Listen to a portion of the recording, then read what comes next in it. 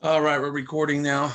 Again, just for the record, I say a lot of things redundantly for the benefit of people that watch the videos who see this for the first time. But in short, my meetings right now, I come online Sundays and Wednesdays at 6, really just in case anybody new comes on, has questions, and we can kind of let them know what we're doing. And occasionally I'll send out an email for a specific issue when I think something significant is going to be discussed, and I'll invite people to come in and join like we did Friday with, getting to the bottom of the Anna Von Reitz issue.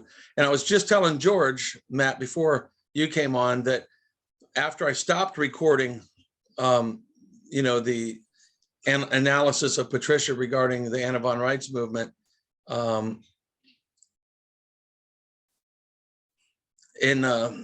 Josh in Wisconsin asked me to stop recording so he could say some private things, and I did. And no sooner than I'd stopped recording, Charles there, Stewart, came in, and boy, everything took a turn. In short, and I want to put this on the record since I had stopped recording the other night. In short, when Charles came on, again, let me give this a little bit of context. I was absolutely of the impression from Patricia that she was like Anna's right-hand woman, man. I mean, the way she spoke, she was like, all over it, man, like an ambassador for the Anna Von Reitz movement. I mean, she certainly gives an impression that she's like in communication with her and everything else. So when I did turn off the recording and Charles had just come in, Charles, basically she indicated something to the effect of, yes, they have their grand jurates, or their, Charles can clarify it, that they had some kind of a jurate process through the assemblies, and Charles said that's wrong. And of course she was like, oh, okay, that's just fine, Charles, you can think it's wrong, think whatever you want. And I said, wait a minute, Patricia, instead of saying that, why don't you ask Charles, why is it wrong? So she did, and Charles came back with it, of course, as he always does, the perfect answer, lawfully, on what needs to be done, to the point that she had to agree with him. And because she agreed with him, I said, well, there you go. And I kind of jokingly told Patricia, now you can just march your little behind back to Anna Von Reitz and tell her you got, the right approach here. Charles knows what to do here via the law. And boy, did she just abrupt into a completely different woman. She was offensive and started kind of screaming and yelling, and became very defensive, and started asserting how she doesn't know Anna. She's never talked to Anna. She does not have Anna's ear, quote unquote. Right. And Charles fortunately was there to hear it all. And of course he spawned it all by, saying exactly what needed to be done.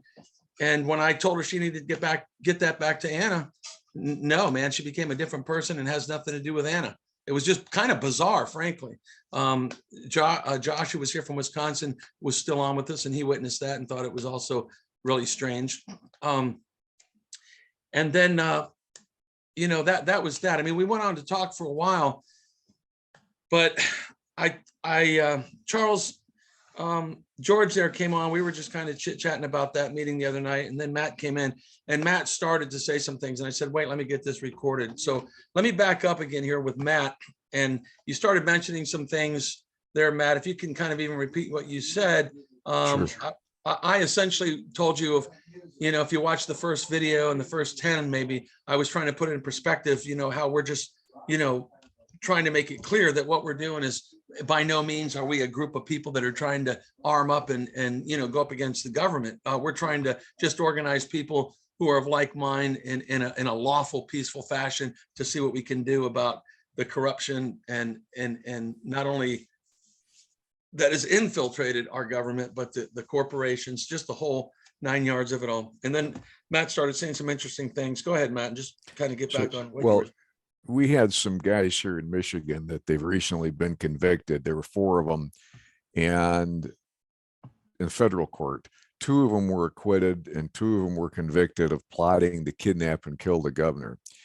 And there's another group in state court. There were 3 of them that were just convicted of the same thing.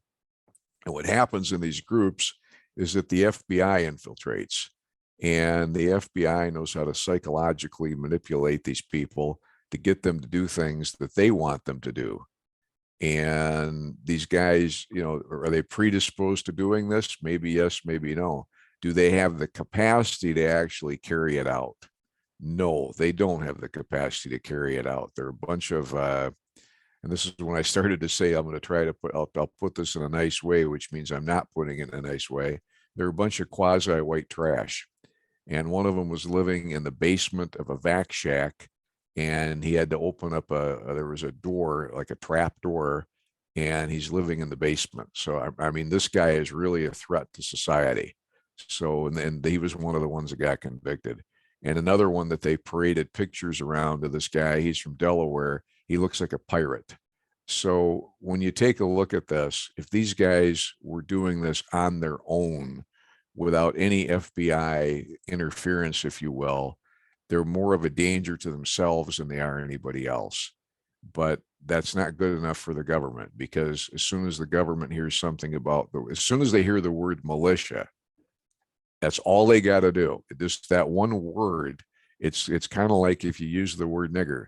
It's like you use one word and it throws everybody up into this wild tantrum that everybody there is dangerous and they're all out to go ahead and do you no good. And this just it goes on and on and on and on and on. And it's something that I was aware that a group that I was in had an informant in it because I discovered the informant. And it's a situation where you have to be vigilant. And it's like the idea of a militia is something that's well grounded in the Second Amendment. And the militia is nothing more than the people. And it's like we have a right to keep and bear arms. And it's like it spells it out really, really good. It's not something that's complicated or aloof, but the government seems to think it has the right to go ahead and ignore the Second Amendment. And the very same people who hate the Second Amendment take a look at some of the other amendments and they trumpet those as loud as they can almost daily. So we're up against a interesting set of circumstances in this country. So it's something where it's unfortunate that those guys got convicted, but they wouldn't have been convicted had the FBI not goaded them to do it, because there's a way to, if you have somebody that plans to go ahead and steer you in a certain direction and you're not realizing what's going on, next thing you know, you're going to get steered in that direction. You might hop in a car and decide, okay, I think we're all going to go to Florida for the wintertime. But if you get a really, really good, slick con artist, next thing you know, you're going to wake up and you're going to say, what the hell are we doing in San Antonio? We wanted to go to Florida. So that's the problem that is in these groups. And I don't know how to stop it, because some of these people that, these informants, they're really, really good at what they do. But one of the things that you can stop it, nip it in the bud, by not advocating anything illegal. Just we're not going to go ahead and bomb a federal building. No, we're not going to go kidnap a governor. In this case, with the Michigan governor, it's kind of like it would have been a futile thing to do to kidnap her, because nobody would have paid the ransom anyway. So if you're going to kidnap somebody, at least make sure it's somebody like some heirs to the Getty fortune, or somebody that's substantially wealthy, where the family would actually go ahead and want to pay the ransom to get the person back. And for the record, I know you're just saying that in jest to make right. I'm saying that tongue in cheek. If some moron takes me seriously with that, they'll wake up with a $50 million lien on their property, and they'll have quite a bit of legal. I'm very well versed in the legal field, and by the time I get done with them, they'll just they won't. They're going to wish they hadn't have started. But anyway, and one other thing on this Anna Kaisinger, and that's her real name. It's like, I know you were talking about her when I came in. I've read a lot of her stuff, and it's like she's no dummy, but I don't know how you apply a lot of her stuff. So it's kind of like, I hate to stereotype here, but it's typical female. And the intelligence, which on one hand is good, because in her case, the intelligence level is quite high, but on another level, they don't know how to apply it. And it's the males that are supposed to be actually doing this. And well, we look to her for the information she has. It's like, okay, we have to be able to go ahead and apply it. She actually filed a lawsuit somewhere in the northwest part of the country. And it was so garbled together, it didn't make any sense at all. You couldn't discern what she was trying to do with it. And the court ended up throwing it out. So, and by the way, she's not now and has never been a judge. So that really flipped me out when we started calling herself a judge. She's no judge. And she is basically an embodiment of somebody that I'm going to call Fat Judy. And anybody that is in Michigan will know who I'm talking about. Fat Judy was the same way. She could talk up a storm, but at the end of the day, all she was doing was basically she was a bull in the china closet, and she caused a lot of people a lot of damage. And to sum it up with her, I was having a conversation with a retired federal prosecutor, and he said, quote, "Matt, she's an angry woman," end quote. So this gets to this leads me to where I'm going right now. When you said earlier about having order in these meetings are not social events. These meetings have a purpose, and you're in charge of it. It's your meeting, and it's your purpose. And this is, we're supposed to be here with the idea of listening to what you want to advocate. And if we're in agreement with it, we stay and help. If we're not in agreement with it, we leave. And if we're kind of neutral about it, we observe. But that's what the idea is, at least in my mind, as to what you're doing. And I certainly appreciate you taking the time, effort, and energy to do it.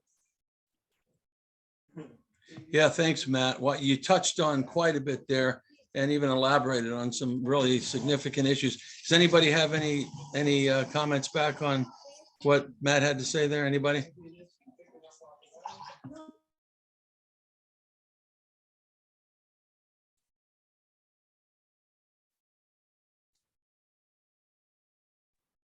All right, I guess nobody's got anything to say on that. I have a lot to say on it, Matt, because again, you really touched on some real significant issues. Oh man, quite a few directions I could go with it. I need to throw this out again, just for the record right now. Let me try to quiet the background noise again.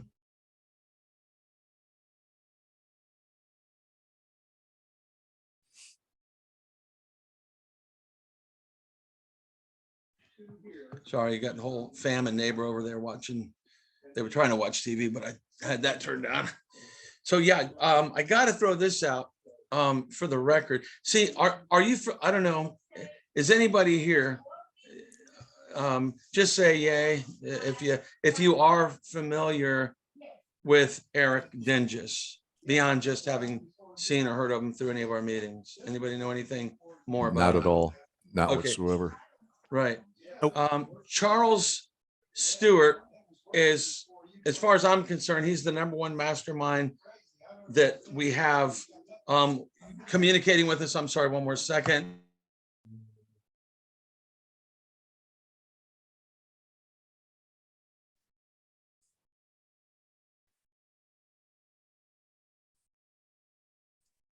All right, so apologize about that.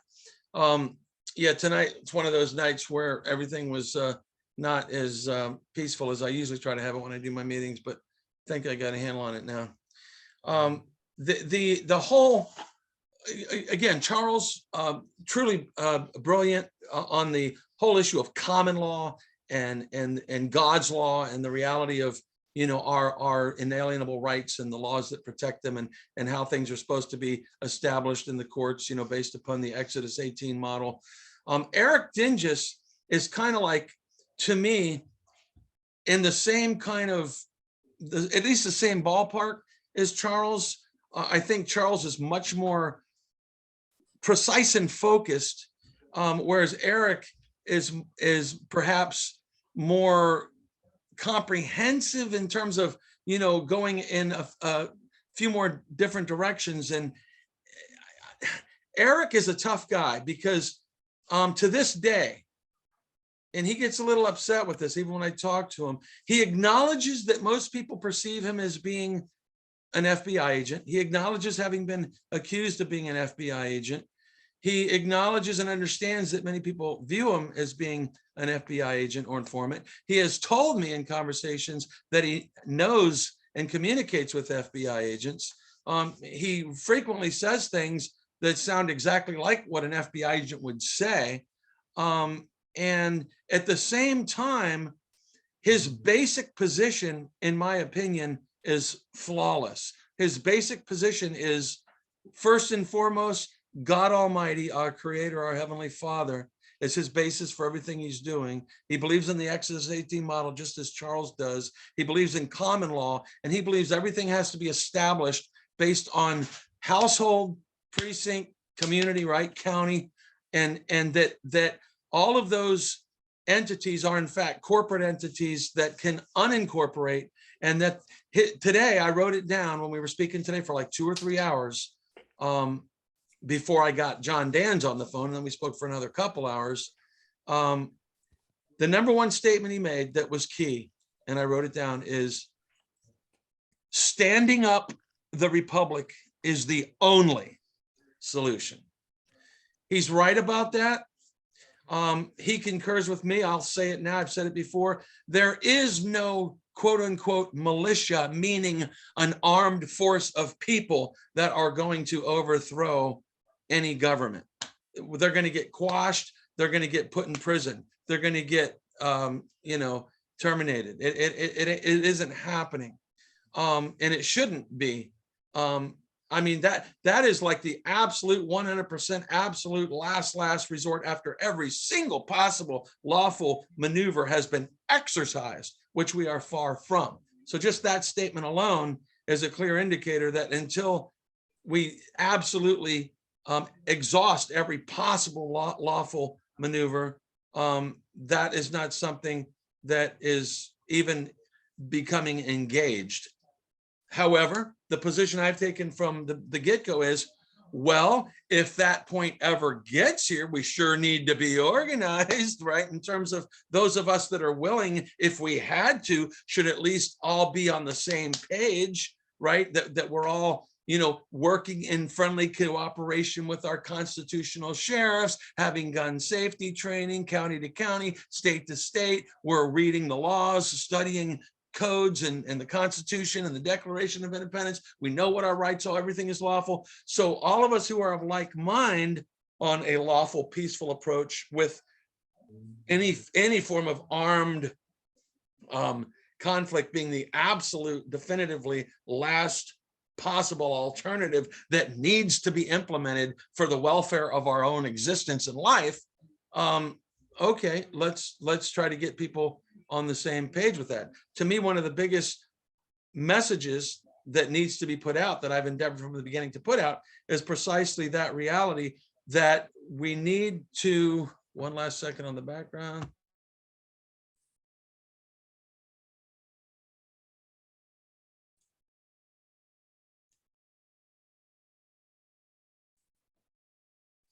So that number one main issue is ultimately that, and I'm kind of him-hawing around getting this statement on record right now, partially because of the conversation I had with Eric last night and today. Let me elaborate on that, because the conversation I had with Eric last night and today is what has kind of nudged me, not in a different direction, but maybe to a new level of consciousness, a new level of cautiousness, a new level of awareness. And again, if I'm going to talk about Eric Dinges, I need to talk about the conflicts that exist with him, which I already kind of brought up. He comes across as an FBI agent. He says he's not.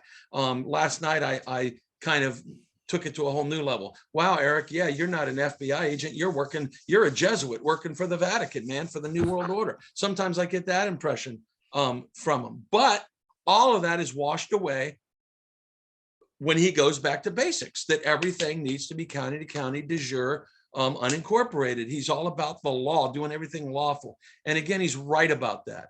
So the pickle we have here, well, let me say the potential, I consider it a very minute potential, but to the extent that Eric has indicated, and again, he might be the savior. He might be, look, I don't fear anything. I trust in the God, and nothing can happen to me. But yet we hear about people that are, political prisoners and going to jail.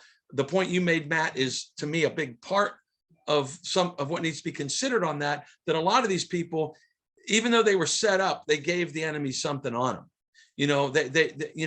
they're trying to go about, you know, being militia and being patriots while smoking crack. You know, they're trying to go about being patriots and joining the militia while buying illegal arms. You know what I mean? Or you know, doing something that the law can get them on, and they're setting themselves up, and they're falling into the trap of being lured into a whole nother narrative. You know, and like people that join a cult, right? They get led by the FBI cult leaders that lead them down a path whereby they can clap their hands and say, yay, we arrested somebody else. Because for whatever reason, that's what law enforcement seems to thrive on, is being able to arrest somebody. And this is a fine conversation, because I've said it before. On the one hand, absolutely, the government should have in place some means of self-preservation to protect themselves from any potentiality of there being lunatics that are going to try to arm up just because they're distraught and disgruntled and they don't like something the government did,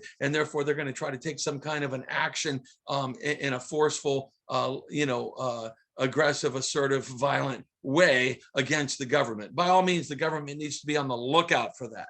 And militia movements, patriot movements, are certainly a housing for such people.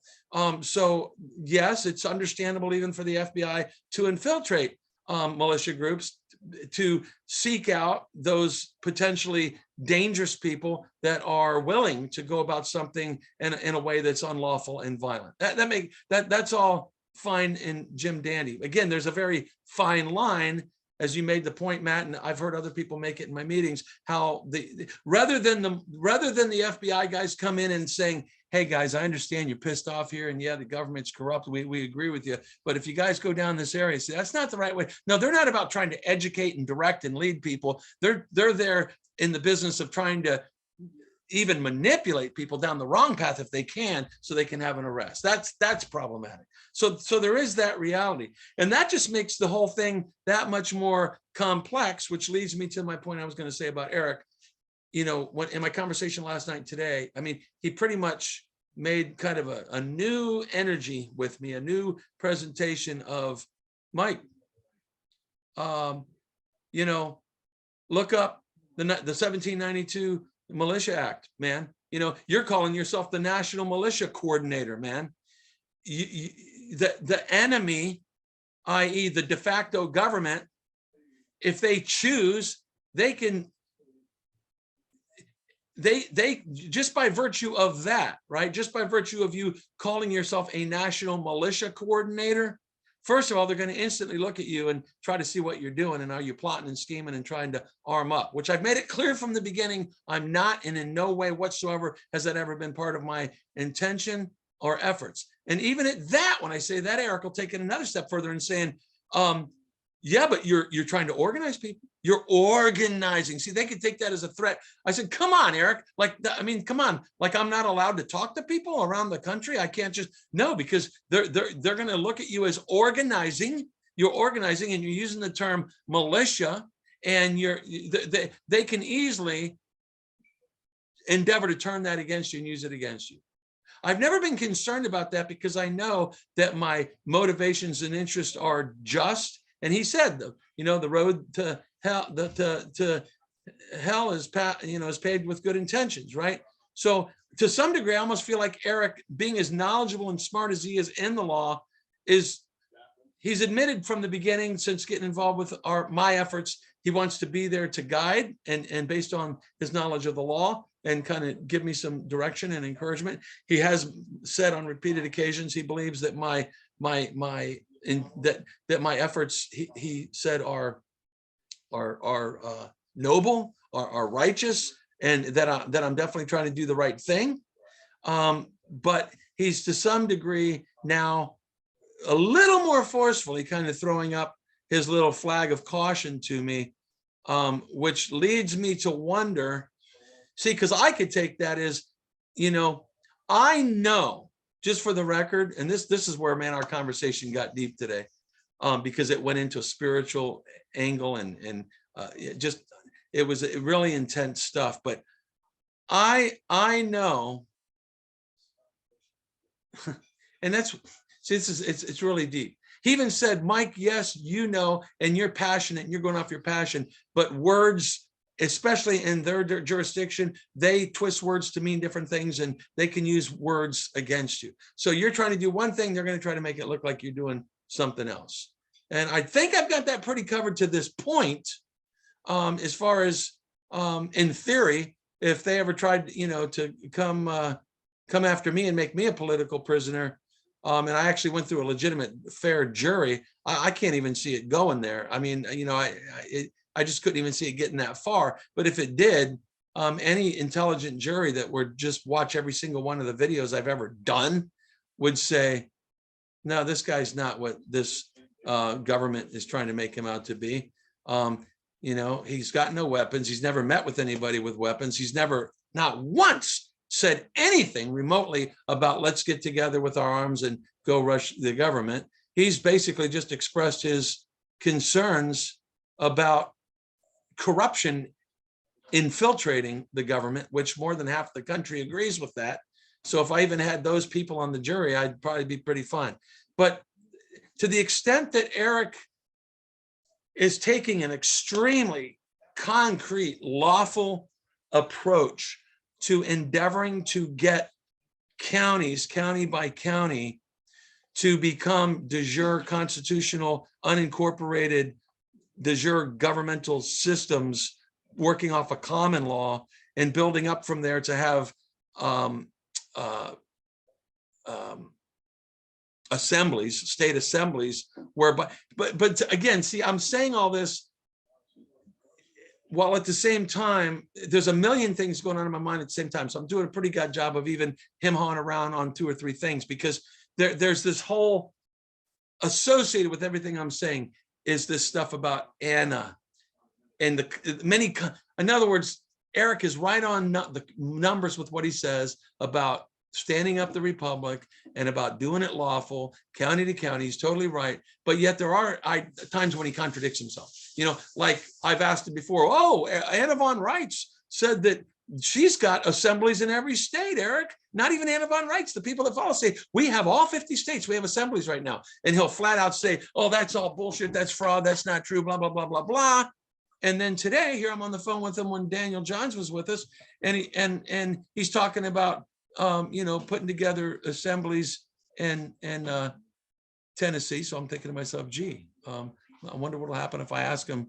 And I didn't do it, and I wish I would have asked him, well, how many assemblies can there be in a state, Eric? Because I said, does Florida have assemblies?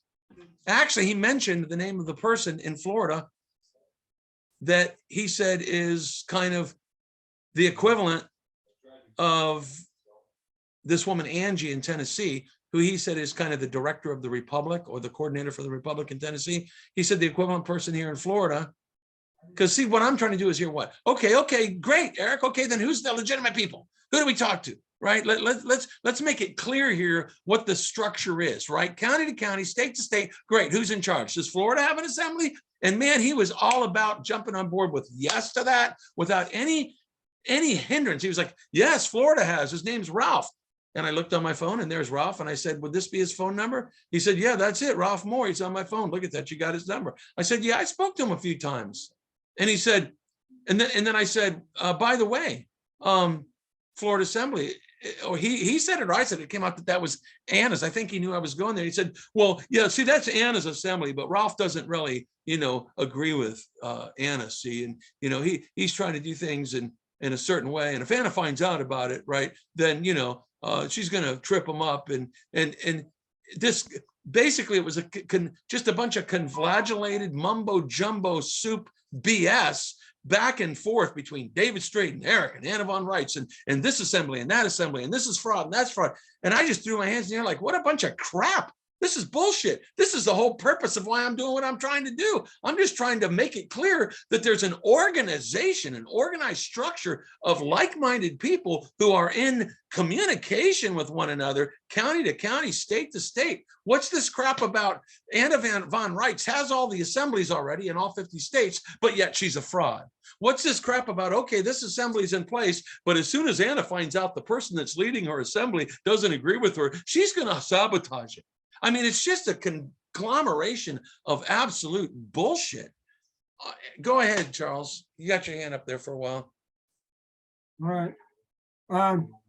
Thank you, Michael. And I'm glad to see Matt here. Uh, I told you it wouldn't be boring, Matt. Mike's it's, a high energy guy. And George, I don't think we've had a chance to talk much before. I don't know if I've met you before.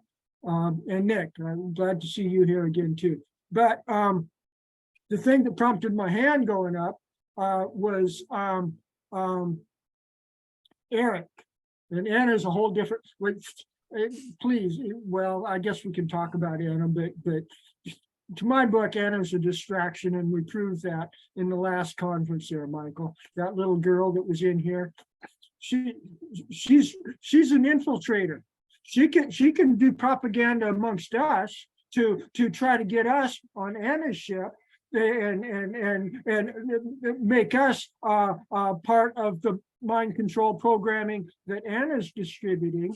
But as soon as we try to use our programming to influence her and Anna, oh no, it can't go the other way. It can't go grassroots bottom up. It can only go top down from Anna through Patricia to us. And we're supposed to be grateful for the little golden nuggets that Anna has distributed to Patricia, and Patricia distributes to us, because Anna is such a wonderful, enlightened person that's going to save the whole country. But as soon as we try to share our golden nuggets on up the hierarchy, they won't do it. So it's a one-way, top-down, authoritarian sack of shit, is what it is. Bingo. Okay, Right. okay. But if I can shift over to Eric here. I admit I've got some real reservations about Eric, but he may be bottom line FBI. He may be on their payroll, actively pursuing some kind of a program. Only God knows hearts. Now, I don't trust anybody 100% except God. Okay, and I trust Eric probably 70% or so, and there's good FBI agents. I know at least some of you are probably familiar with Ted Gunderson.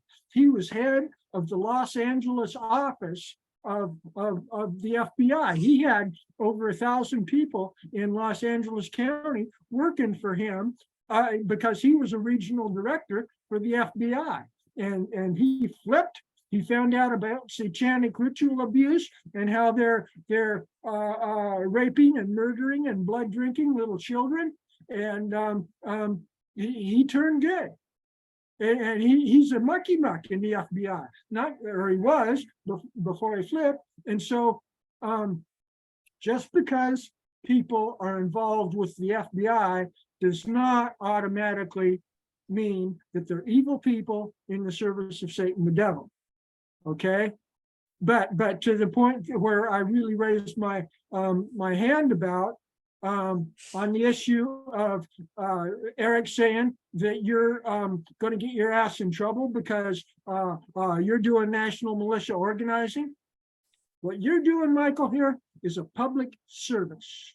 You are a servant of the public, and you are taking the initiative to fill a need that needs to be served. And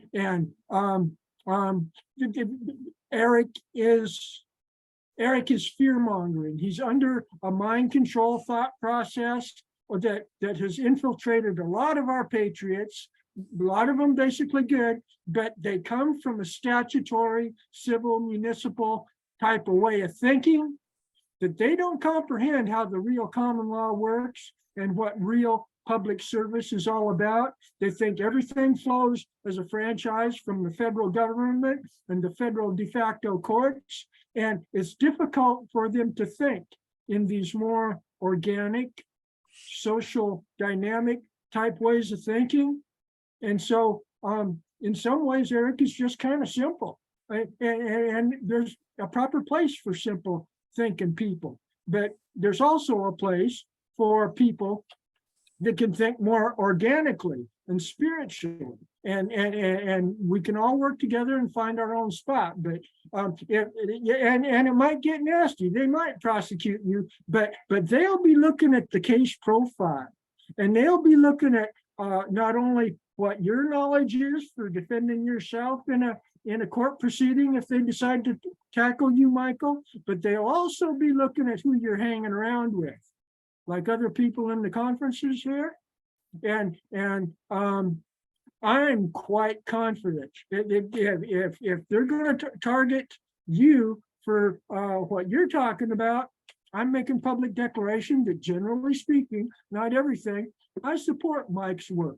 Okay, so if you FBI agents are going to prosecute me, you or Michael, if you have US DOJ deputy attorney generals who are going to prosecute Michael, put me on the list too. We'll form a joint defense, and I got some tricks in my bag that maybe Michael don't have, and I'm sure Michael's got some arguments that I don't have. And we're not afraid of you jackbooted Nazi bastards, okay? You go ahead and take your best shot, you bastards. And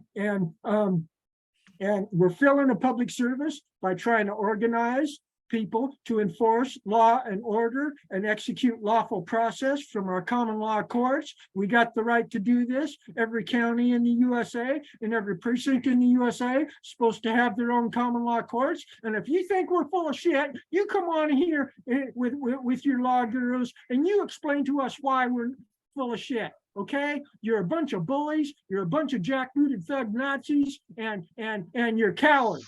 You're bullies and you're cowards, and you won't explain to us what you think we're wrong until you got your jackbooted Nazi thugs pointing guns at us. You're evil bastards from the pit of hell, and you're cowards. You're intellectual midgets, and you got way too much testosterone and way too little brains. And a penis the size of a chihuahua. But anyway, don't be on the defensive. That's what you two guys have just been doing. Stop being on the defensive. There's nothing that we're doing that's illegal. Matt, forgive me for interrupting, but this is again record. This is for the record. What Charles said was significant. Ready? Right. Here it is. Okay, here's for the future jury if it comes about. FBI. My buddy Charles just invited you, and I've been inviting you from the beginning. All my videos, I say the FBI are welcome to come to my house and have tea with me. Please explain to me where I'm wrong.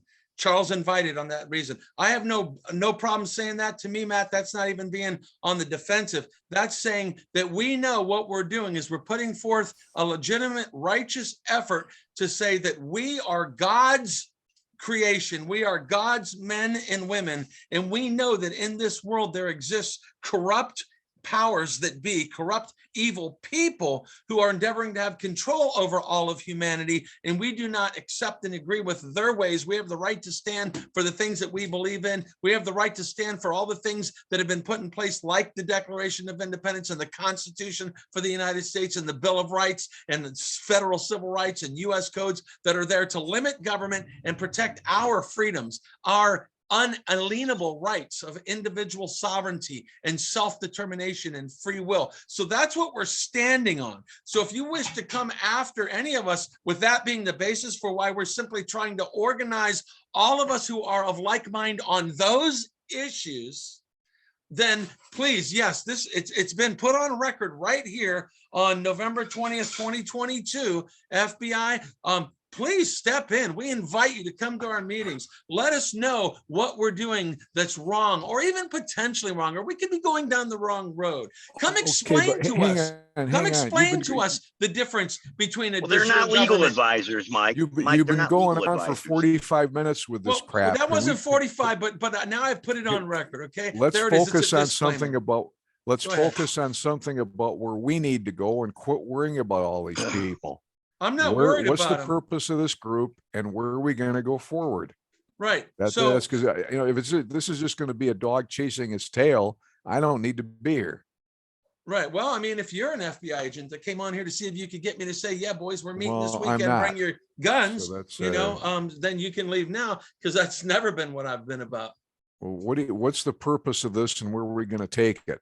We Well, already heard I the, can tell you that if you review everything at righteousarmy.org, you'll absolutely know the answer to that. If you watch all the videos we've ever done, you'll absolutely know the answer to that. And if I were to tell it to you right now in a nutshell, well, it's just, about endeavoring to organize those Americans who are of center to right, like mind on conservative Christian principles, Okay. the Constitution, the Second Amendment, right to bear arms, right to assemble, believing in God, traditional family values, the fact that we the people by rote, by default, by the most common, even before the Constitution, reality of organic reality, constitute what the militia would be. And as I indicated already early on, that it's our position that we will do absolutely everything we can that's lawful and peaceful and open and transparent to organize all people that are of like mind on that, so that we can find ways to resolve all of these conflicts and problems. What about the people that have already been kidnapped? What about the people that have already been kidnapped that are sitting there saying, oh, what about us?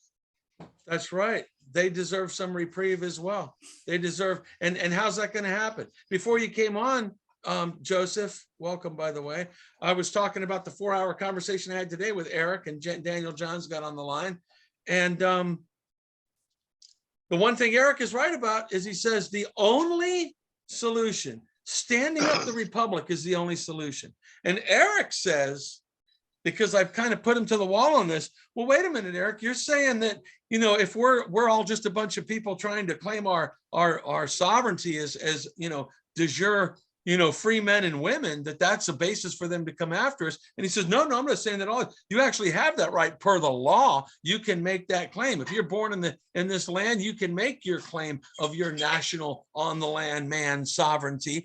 And the de jure government, this was a big one for me at the tail end. He said it's actually the responsibility of the de jure republic to control the corporation. Now, most people are thinking in their minds, like I did even up to that point, that, wait, the corporation shouldn't even exist. But then again, how are you going to get rid of it? And even if you're talking like that, see, you're becoming their enemy. They're going to target, oh, they want to try to get rid of us. How are they going to do that? We're the de jure government. We're a corporate government entity. All of a sudden you're going to be marked, and you're going to have, i.e., all of your political prisoners.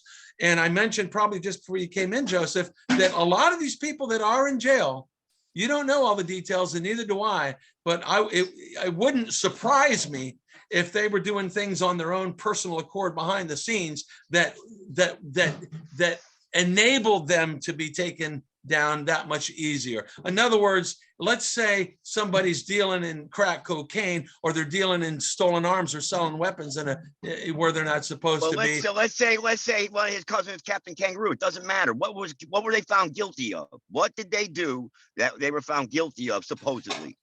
Right. What? Right. What were these guys in Michigan? What did they do? Nothing. They didn't do nothing.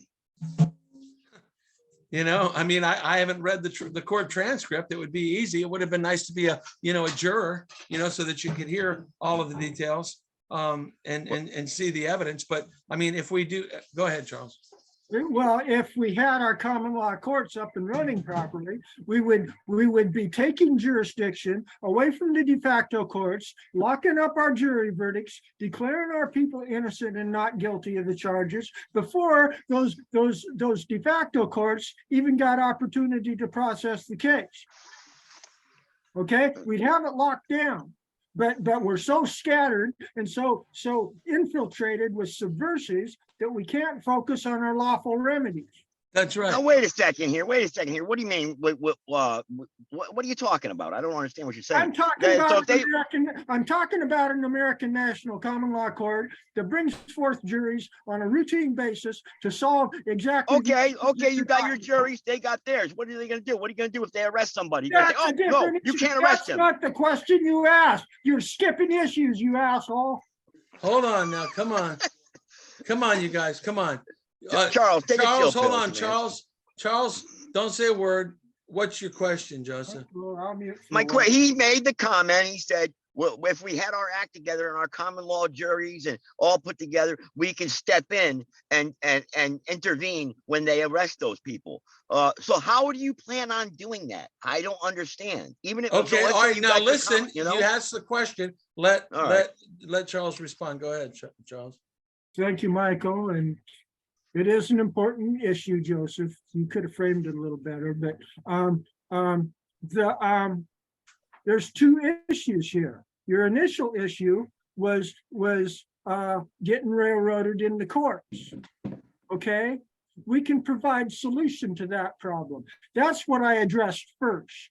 And I had a complete answer. Then you switched subjects and you started talking about enforcement.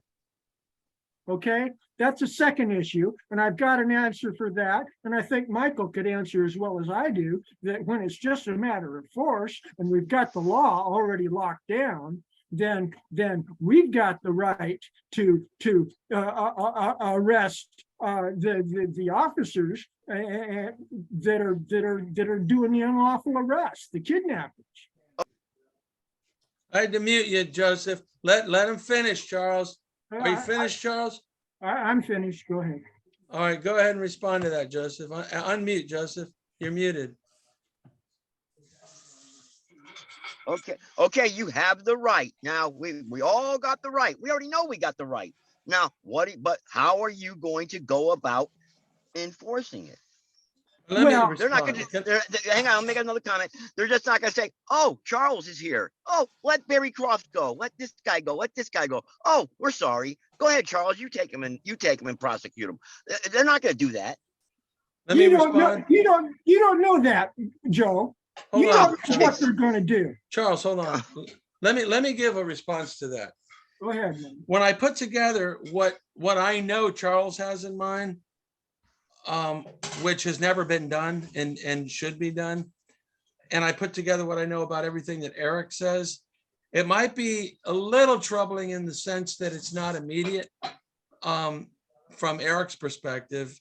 It is immediate from Charles's perspective, but when the people, because as you know, Joseph, even from the Republic of the United States, I mean, their position is having to have 30,000 people per state to stand up to the Republic, as far as they're concerned. Obviously, Eric has a little bit of a difference of, no, it's about the counties unincorporating and taking back their de jure jurisdiction. And then the people in that county collectively can start making decisions on what can be done. And then I think that would go hand in hand with Charles's ultimate point. So when the counties are in order and they have their proper de jure government system in place, then there's protection for Charles's approach, because now you have a de jure government. Let me finish. You have a de jure government with all of the government official government personnel in place,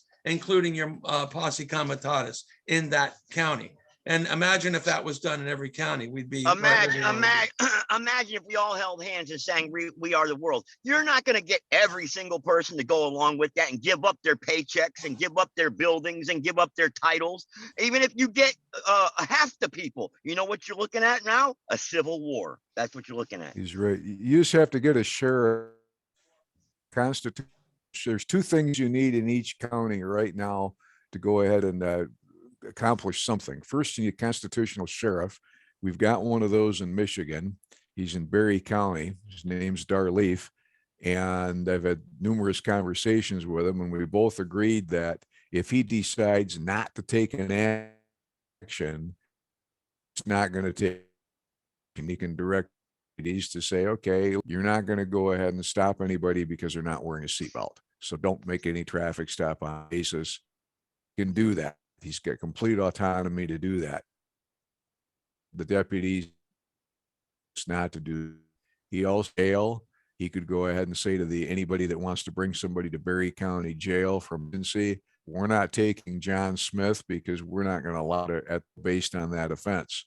But if we want to go ahead and take enforcement action and we go ahead and make Dar feels that there's thing there that's substantive, and he goes to the prosecutor with the complaint, and the prosecutor says, up yours, it's not going any further. So we need to, for years, the constitutional sheriff, okay, but we need a prosecutor that's going to work with the sheriff. We have those two things. I guarantee you, if we get it in each Yeah. state, and there's a whole bunch of counties in each state, you give me one constitutional sheriff and one, I'll call it constitutional prosecutor that works together, and you start prosecuting some of these people. And by these people, I mean somebody that draws a government paycheck that's out of control. You start prosecuting them, and you successfully, all are going to notice and have a lot of our problems solved. We have a city I here in agree. Michigan where these idiots went ahead and they pour it's even and it's called the state to run it their own financial, and somebody in Flint decided that what they were going to go ahead and do, switch water, the city water that they from Detroit that was relatively clean as far as city water goes, and they switched it to another source. The other source's water was so bad that General Motors said, we can't use this water. We're going to have to go ahead and get something else to use in our manufacturing process. And what they were supposed to do was put an additive in the water so lead would not seep out of the pipes. Well, they never put the additive in. And at least 12 people died from it. A lot of people have an increased percentage of lead in their body because now prosecuted and go to prison for that. They've been horsing around for years, and we'll go ahead and as they keep good illegals and urging them with that. And there's had been a dozen people that have been charged with crimes, and it's going to get whittled down and whittled down and whittled down, and nobody's going to wind up getting even criminally convicted for it. Now that's just plain wrong. But if we had had a constitutional sheriff in that county, it's Genesee County, a constitutional sheriff there and a constitutional prosecutor, then those by now we would have had somebody in prison. So it's those two things. Now, getting back to Michigan, that's what I care about because that's what I'm familiar with. 2 years from now, all the prosecutors in Michigan are up for re-election. We're going to try to find a constitutional prosecutor in Berry County, and between that prosecutor and Dar, we can accomplish something. Now, the downside of it is Berry County only has about 22,000 people, so we're probably not going to find much of anything to go prosecute. And in the larger counties where you would find all the corruption, well, they have Democrat sheriffs. So at least, as far as the urban areas with their Democrat sheriffs, have fun getting that guy to do anything. I'm not saying it's impossible, but you have to bring him the crime. He's got to be willing to go investigate it. He's got to be willing to determine, yeah, there is actually a crime here. And then he's got to take it to the prosecutor, and the prosecutor has to agree to prosecute it. So, we have a system in place that we can use, and we use it to our advantage. Anything in my life, I will use it to my advantage. And we have that system there. We can go ahead and use it to our advantage. And that's what we need to do. And I don't know about the other states, I'm sure they have constitutional sheriffs. I'm not so sure about the prosecutors, but that's one thing that one way to go ahead and get this thing underway. And one other thing that I'd be remiss if I didn't say this about all these assemblies. I started going to these type of meetings in 1995. That was a time ago. And the meeting I started going to, little, if anything, has been accomplished with it. It's there was one guy that was kind of like the coordinator for it. And since then he's passed away and his son has took it over, and his son operates at the speed of molasses. They were supposed to get 25 people together to form some kind of citizens grand jury to go indict the governor, and they couldn't get the 25. Then a few years ago, we had this meeting in the middle of summer outside, and there was like 125 people at the meeting. He thought, okay, now we can finish, take the thing forward. He gets people to the meeting. Hey, let me say welcome. He couldn't even get a copy machine.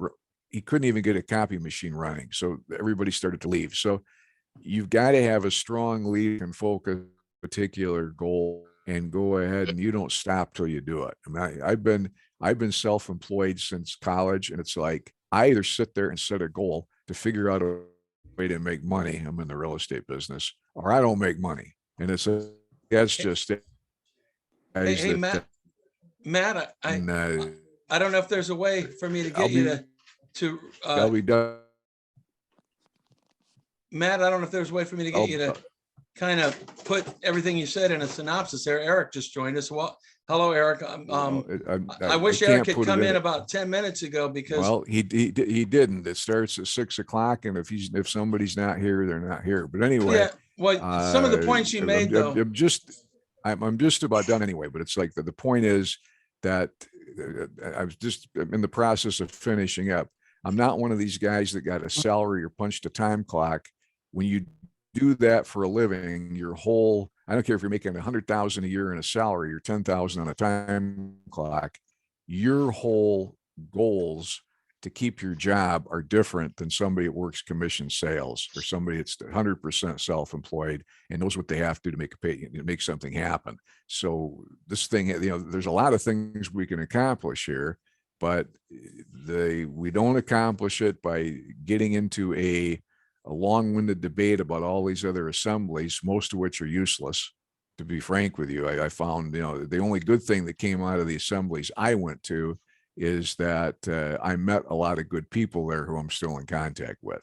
So for me personally, it worked. It was a success.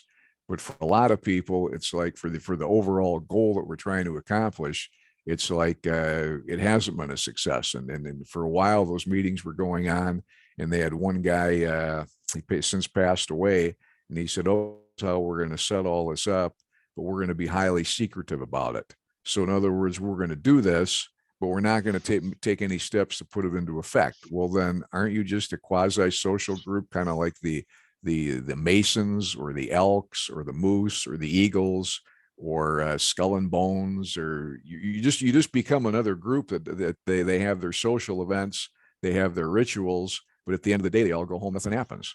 So I'm of the belief that, okay, I'm here because I'm really upset with some of the things the government's done to me and gotten away with it.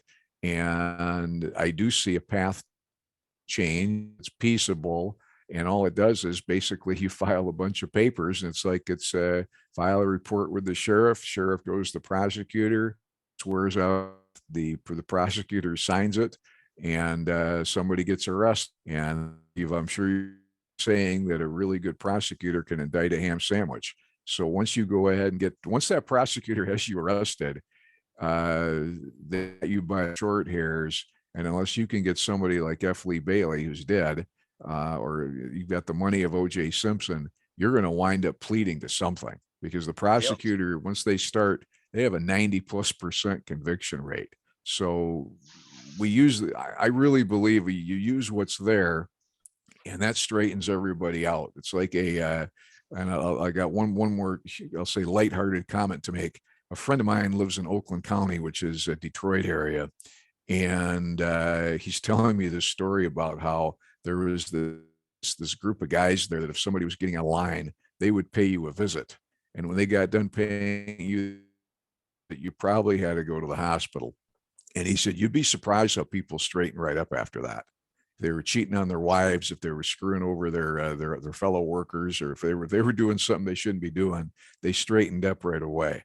Well, like if you said they're there to arrest them and then throw them in the clink for a while and then prosecute them. And, word gets out that way, because it's like you go ahead and all these municipalities have newspapers and organizations and groups.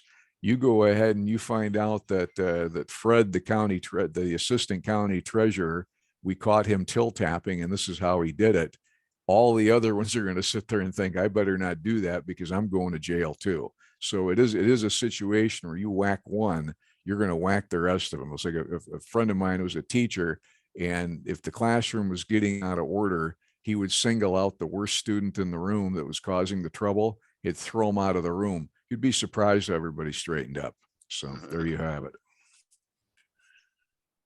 Yeah, Eric, I want to bring you up to speed in just a second, Eric, but I want to let George go ahead. Go ahead, George. Thanks. I had a question, and Matt pretty much answered a lot of it when he was talking a minute or two ago. I spent some time today reviewing the American States Assemblies, all that information. I just briefly, do I need to pay attention to any of that? Because frankly, it's a lot of information. I've heard about the United States as a corporation before. I've heard that it was dissolved in last July or whatever. And there are only so many rabbit holes I can jump down. So is it safe to just ignore that and work on the task at hand? Yes. Okay. Okay, thanks. Because I have to tell you, I'm relatively new to that part of that theory. But I've been around, the awakened people, I guess we'll call it, since, before COVID. But I'm trying to focus on getting people around me to pay attention. And that's an uphill battle. And that's pretty much a full-time job as it is. Yeah, Eric, I'm sorry, George, let me ask you to clarify your statement, which Eric responded yes to. Is it fair to say we could forget about that and focus on the task at hand? Can you state what the task at hand is? Oh, sure. Just like getting involved in the local community. Me personally, I would like to have more people prepping, gardening, and quite frankly, praying more than, getting involved in, we'll say, voting. I'll tell you, I briefly joined the Republican town committee in my town, and that lasted 2 meetings. And I'm like, this is useless because the people were more bickering more about, well, we only had 10 members. We need to get another member. And I'm like, getting a vote for an election, I think is pretty much useless. I said, we need to target. I said, my personal goal, I said, we need to target the person. If you get a vote, you might have a vote for a season, and then they'll, be shifted by this wind or that wind. I said, but if we get a soul, you get one for life. I said, I'm more concerned with waking people up and, hey, look at this corruption, look at, the infiltration, or look at what's going on around me, rather than just, I go to work, I go home, I watch Netflix, and then I go to bed. So it's frustrating. So if I might interject real Did I answer quick. your question? Yeah, I think you laid it out pretty good, George. And I think you're pretty much on the right track. There are some things that you may want to consider. There is a lawful path for reconstruction of our true republic. And that is taking place by and large throughout the country. But to spare details and diatribe, I want to answer you. You mentioned something about the United States being a corporation. So you can refer to Title 28, USC 3002, Section 15, A, B, and C. I'll give you a minute to catch up there. Yeah, and let me just give a double thank you to Eric for bringing that to my attention. I had inquired with him yesterday, and that is absolutely something that everybody needs to look at. So for the Mike, record, did you get that? Mike, did you get the audio that I sent you about yeah, we already know the United States is a corporation and the Republic was already re-inhabited lawfully. We know that. It's just up to the people to make that decision. Well, it's up to the people to start occupying the offices. That's correct. Yeah. And that they have to do so using a lawful path. And it's actually a lot simpler than people think. So Title 28, USC 3002, Section 15, A, B, and C state that the United States is a federal corporation and not a government. And, I ask that you note the capitalization because it indicates the corporation and not the republic. And this also includes the judiciary. So, if that includes the judiciary procedural section, then basically what they're telling you there is when you come into court, you're coming into court as a straw man, unless you can articulate something different. And there is a way to do that. You can actually articulate that you're a state citizen of your prospective state. And there is a lawful remedy, also a legal remedy there, but it has to be done through an Article 3 court. Is the only way you can establish that. But we don't have any Article 3 courts, though. There are no Article 3 courts right now. Well, I would beg to argue that just a little bit. There are some states that are still operating appropriately.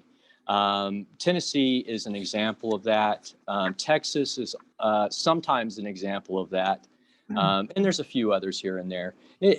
Everybody's state's a little bit different, and everybody's judicial system works a little bit differently. Some of them are more corrupted than others.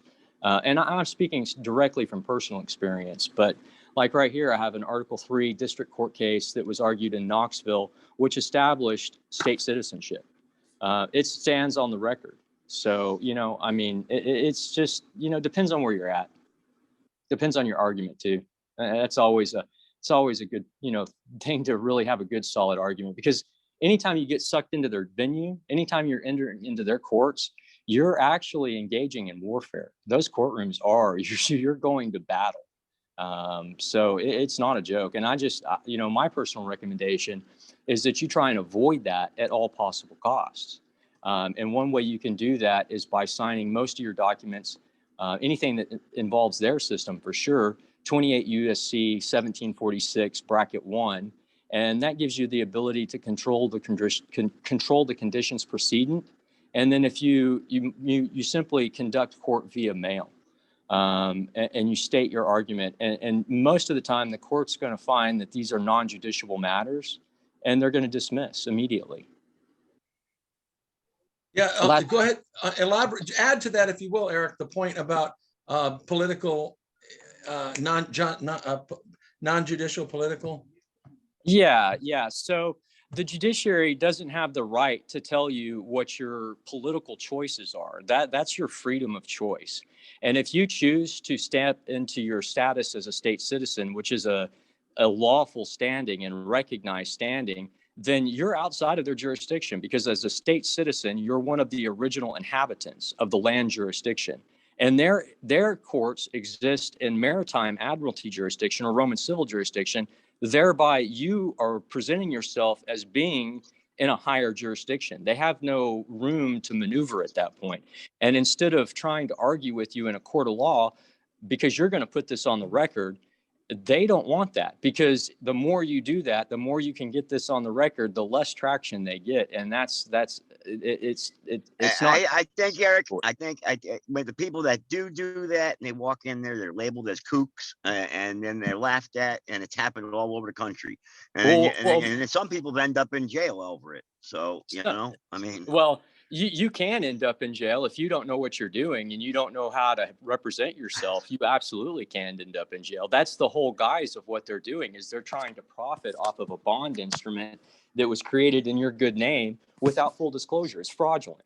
You're correct, but the average guy, Eric, out there, and the people that are out there working for a living aren't going to study this stuff for 10, 15 years to know all this. Well, that's right. And go in there and represent themselves. That's right. Hence the reason why I just recommend people stay out of their jurisdiction altogether. You just avoid it like the Black Plague, and you can do that and be just fine. It happens a lot. A lot of people don't ever end up in those courts. Yeah, i.e., be a good citizen, right? Well, be a good slave. I would argue be a good slave. But yeah, right. if you can navigate the water, I mean, you do what you do. I mean, everybody's different, and every state's different. I'm assuming you're from California. Is that correct? The gentleman that was just talking? I'm from North Carolina. North Carolina? Okay. North Carolina's a little, I mean, it depends. I mean, North Carolina, it varies. I've worked with a few people in North Carolina that have had some successes, but, California is one of the worst. New York also is horrible. Pennsylvania, another horrible one.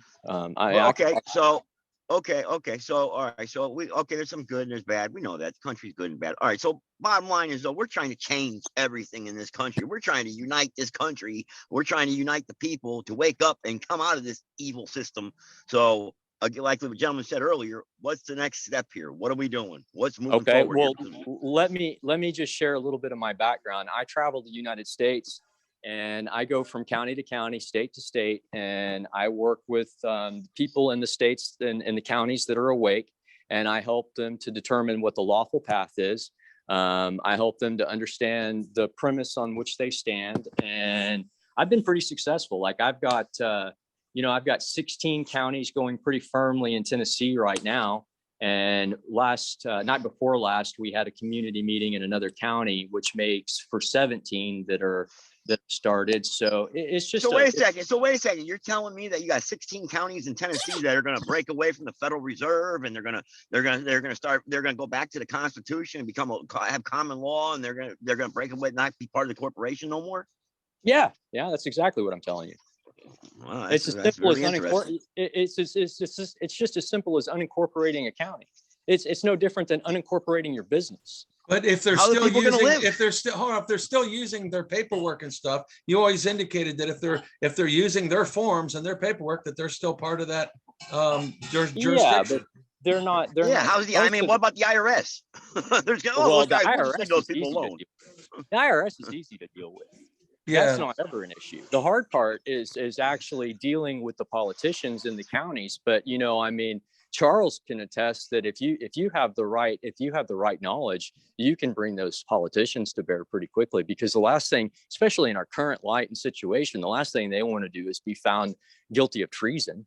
I have never seen it. I've never seen it. And since 1991, I've been doing this, and I have never. The only thing I've seen is people go to jail or killed. That's the only thing I've seen. So I say hats off to you. I'm not saying you're not doing it. I'm just saying that's very interesting. I'd like to take a drive to Tennessee and really see that in action, because I never heard of it happening around the country, and I talked to a lot of people.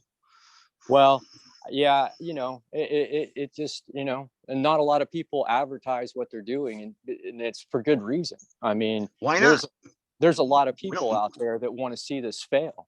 Yeah, but we're not going to hide. We're not going to hide this, and we're not going to hide like, well, we're out in the open here, building a righteous army. We're not going to hide. We're righteous. We're doing God's work here.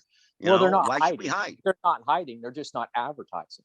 At least not yet. I know Tennessee's getting ready to start advertising, and when I get back to Texas, January, I'm planning to hold a pretty big conference, and I think I'm going to probably start advertising it in Texas, because we've got a pretty strong movement happening in Texas right now. So, Florida's doing pretty good.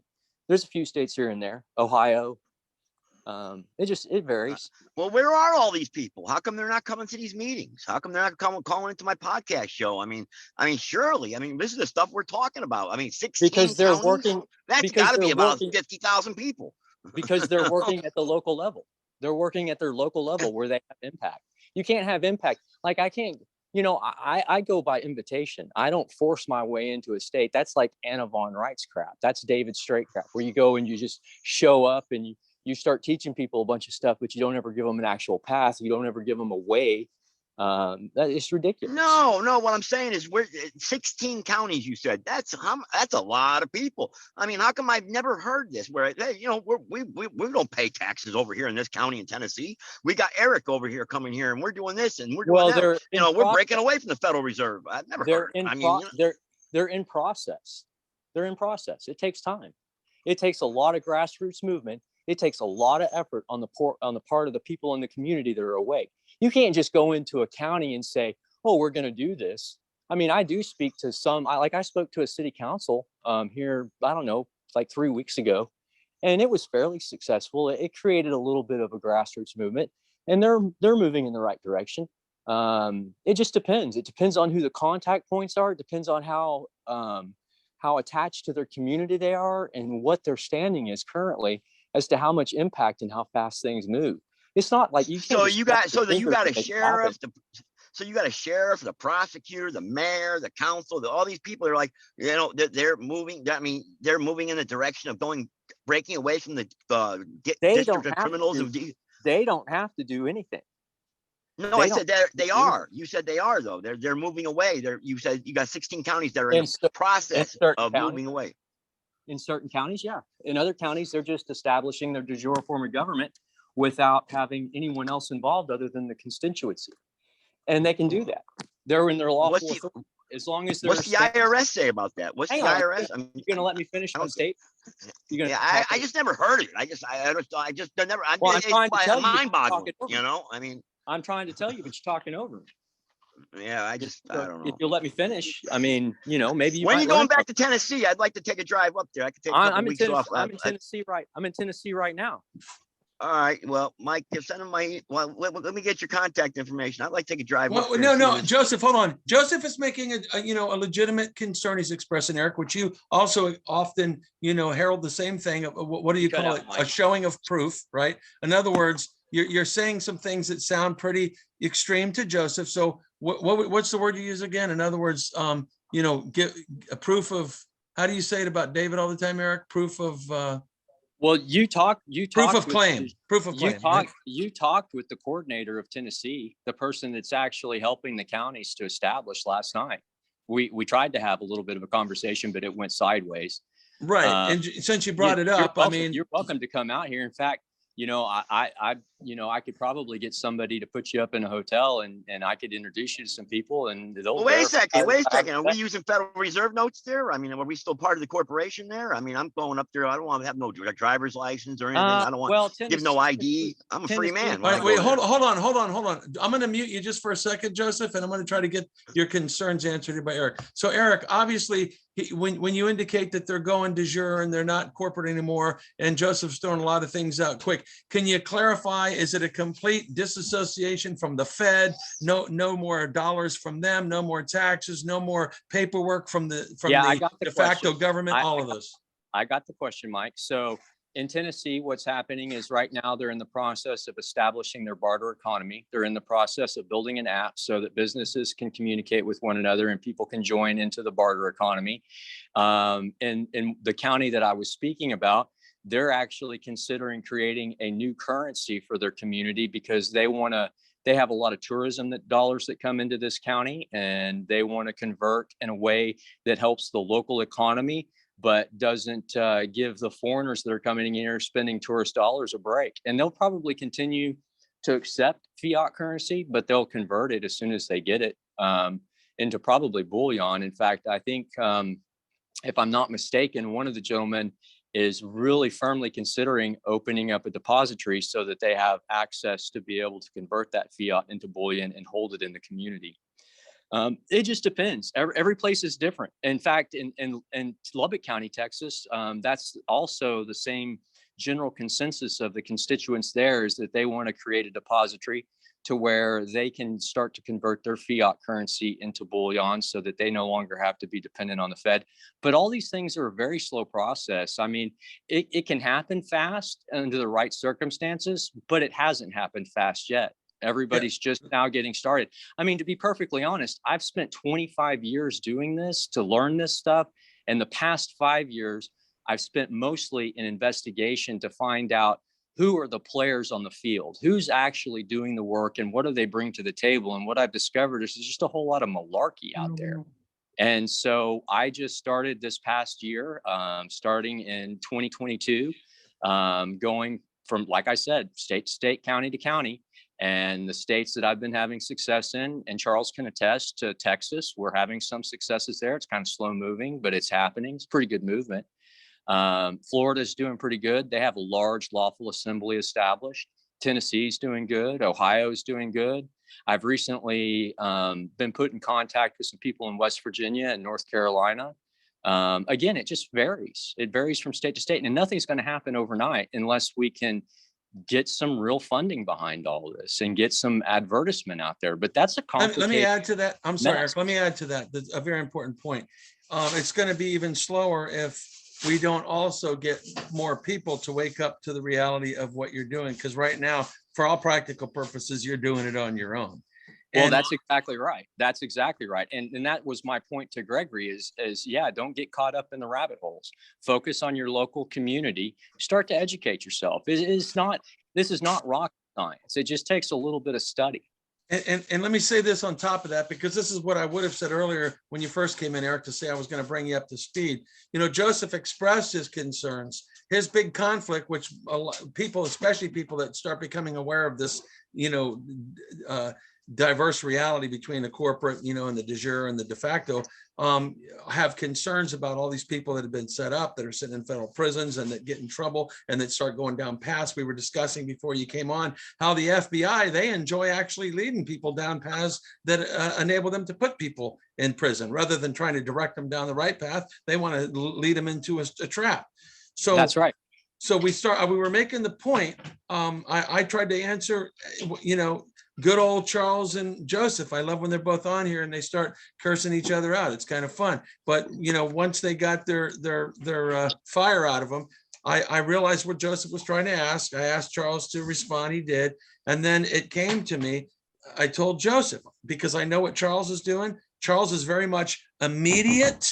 It's like on a common law basis. You can do it right now. And he's right. But Eric is the guy that is doing things on that. I mentioned earlier at the beginning of this meeting, what you told me today that I took notes of, Eric, that the number one thing you said that is probably the most important thing that could be said is standing up the republic is the only solution.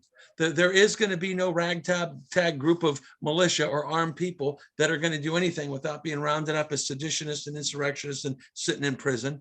So to the extent that I again made it clear that everything we're trying to do is just a lawful, peaceful approach of trying to get people to recognize that in their counties and start getting where there's an organized effort with people. And that ultimately Eric is doing that on the level of everything, like the whole de jure system in the county, getting the county to become unincorporated, and the constitutional sheriff and all the proper politicians in there on board with that, where that county and all of its people, constituents, are all on board. So now they can collectively make decisions about what they want to do, so that if they want to do something, bam, they go to Charles's approach on common law jury, bam, right then and there. Charles's approach would work even better in a community where such a system was in place. So it's clear that from a bottom up is the only way to go anyway. We all know that. And that's why there's a lot of these conflicts that exist in these Anna von Reitz and David Straight and all the others that are doing this thing. Well, particularly the assemblies, which is primarily the Anna von Reitz thing. Eric pointed out in our conversation today as well that you give the example, Eric, about the individual that created the system. And because it was a great system whereby everybody could get in there and still have privacy and all people could start creating and organizing, that Anna took that over and shot it down and created an alternate system where she plays God over it and there is no privacy. Right.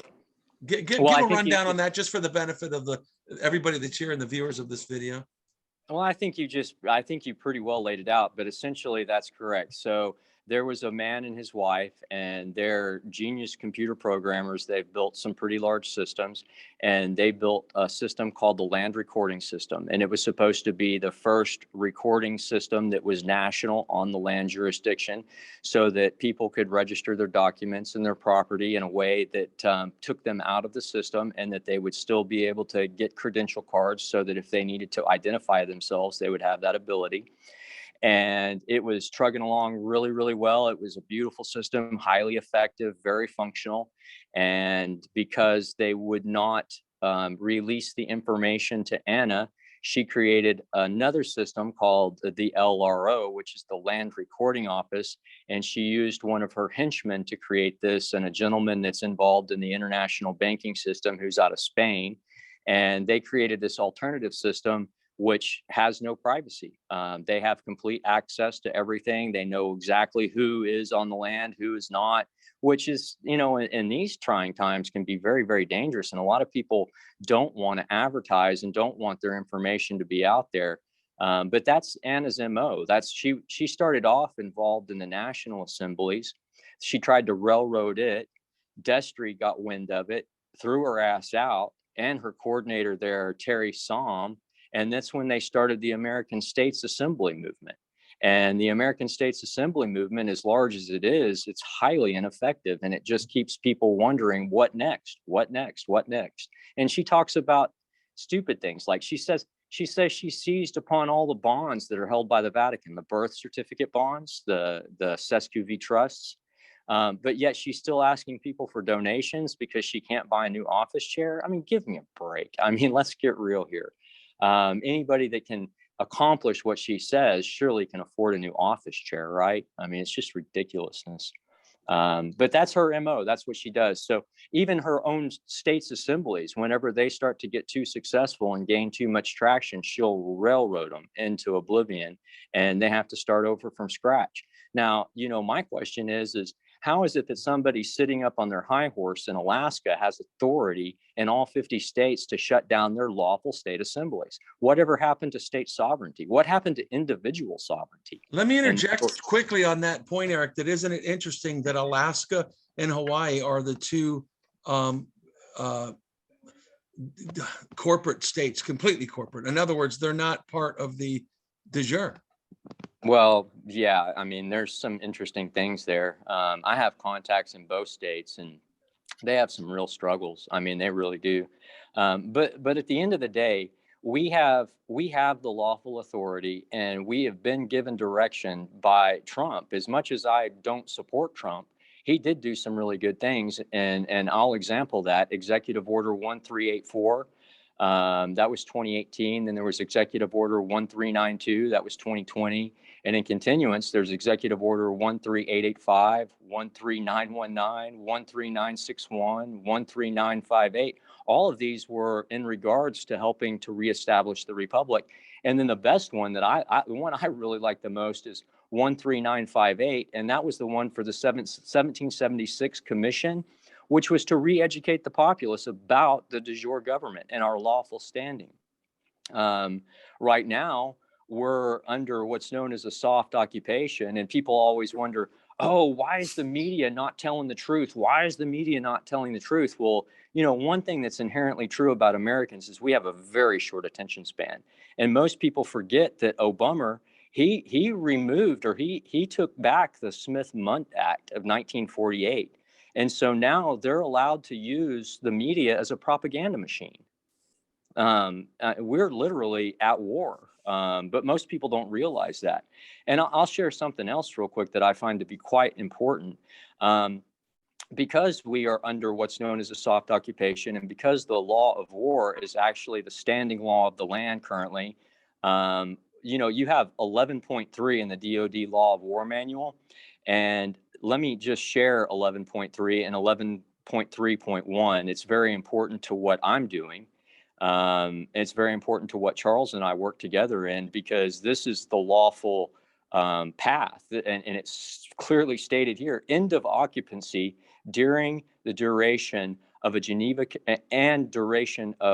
Convention obligations. The status of belligerent occupation ends when the conditions for its application are no longer met. Certain Geneva Convention obligations with respect to occupied territory continue for the duration of the occupation. After the general close of military operations. 11.3.1, end of occupation. Belligerent occupation ceases when the conditions for its applications are no longer met. In particular, as discussed below, the status of belligerent occupation ceases when the invader no longer factually governs the occupied territory, or when a hostile relationship no longer exists between the state of the occupied territory and the occupying power. Belligerent occupation ends when the occupying power no longer has effectively placed the occupied territory under its control. For example, an uprising by the local population may prevent the occupying power from actually enforcing its authority over occupied territory. Similarly, the occupying power's expulsion or complete withdrawal from the territory would also suffice, because the former occupying power generally would not be able to control sufficiently the occupied territory. I mean, that lays it out pretty simply. If we can stand our republic up, well, then the occupying power, known as the defunct U.S. Inc., can no longer occupy. They no longer have lawful authority, and that's even supported by international law. I mean, this stuff is. Let me say on this point. See, because a lot obviously, I kind of said it earlier, Eric. I say it all the time, that everything you say absolutely makes perfect sense, and it's all law based. But there's always sometimes certain contradictions that still linger, like on the back burner. And like, for instance, on the point Joseph was making about the de jure and the de facto and completely breaking away from it. One of the things that's always perturbed me is hearing all these statements about how the de facto no longer has control. They've been taken out. They're bankrupt.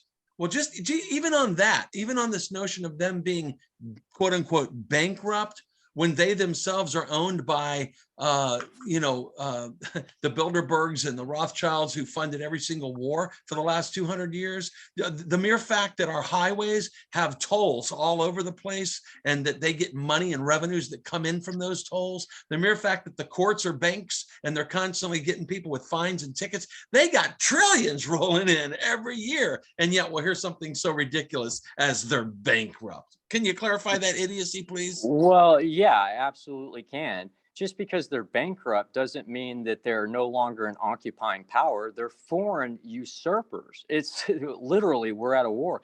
Just because we bankrupted the corporation, and that was actually done by Charles Miller via UCC filing starting way back in the early 2000s. In fact, I think it was finalized in 2011, if I'm not mistaken. That doesn't mean that the occupation and the usurpation are over. That just means that they have more of a reason to try and control their asset. You think the Vatican wants to give up what they've tried so hard to steal from us? No. But So again, he who controls the guns, he you who didn't do has it on the guns. purpose. You didn't do it on purpose, but you evaded the basic question of No, I mean, how did I evade? clarify bankrupt when they're receiving funds constantly from all these different sources. Clarify bankrupt. I'm sorry, Mike. Listen, can you repeat? I got a text when you were talking and it interrupted the audio. Can you repeat? Yeah, I was saying not that you did it on purpose. You kind of inadvertently evaded the direct question of explain bankrupt. I mean, if they have all these funds coming in from tolls and courts and everything else, what is bankrupt?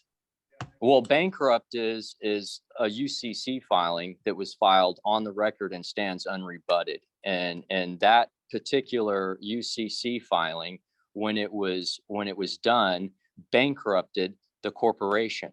And again, I'm sorry, I got to interject, Eric. Forgive me, because it's nonsensical what you're saying to my direct question of what is. I'm saying what is just your ignorance in law.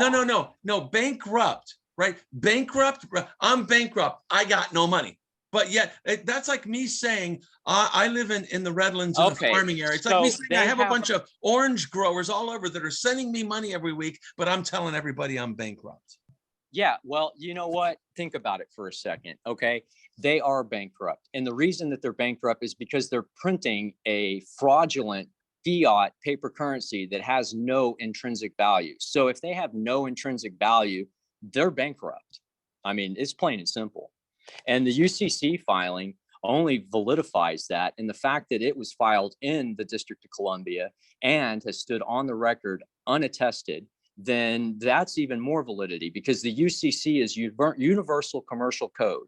It is the law of the sea, essentially, in commerce. Right. Well, I'm trying to make practical sense of this, Eric. Just help me make practical sense of it. Because again, I say bankrupt means help you. My job isn't to help you make practical. We have total control. We thought our currency is the most renowned currency around the world. What do you mean tell me it has no value? Actually, it's not. If you pay attention to what's going on in the world around you, you'll know that China and Russia both have yet left the petrodollar. They are no longer using it to trade. I have to agree with Eric on everything Eric's saying, because the thing is, ignorance. There's a lot of ignorance here.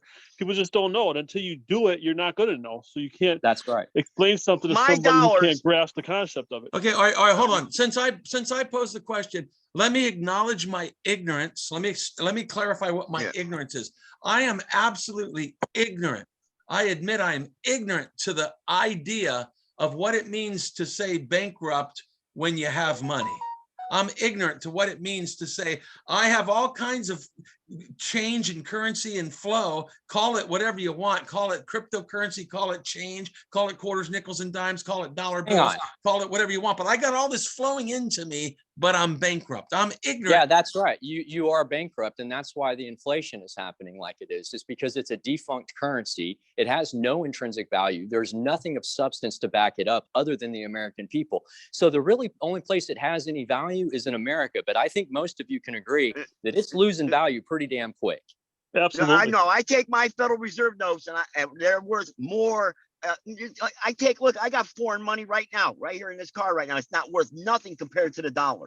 The dollar but is your worth foreign- more your- as currency around the world than most other countries and all the your- other countries, as a matter of Is fact. your foreign money that you have, does it happen to be gold and silver? Is it in your physical No, possession? no, because who what gold and silver? What am I gonna do? Go to the gas station right now and say, hey, here's an ounce of gold, here's an ounce of silver. They'll laugh at me. Well, I'll that's go right, online and buy because buy they're something with an ounce of corporate gold. franchises. They're corporate franchises just like you. You're a 14th Amendment citizen, thereby you are a franchisee of the federal government.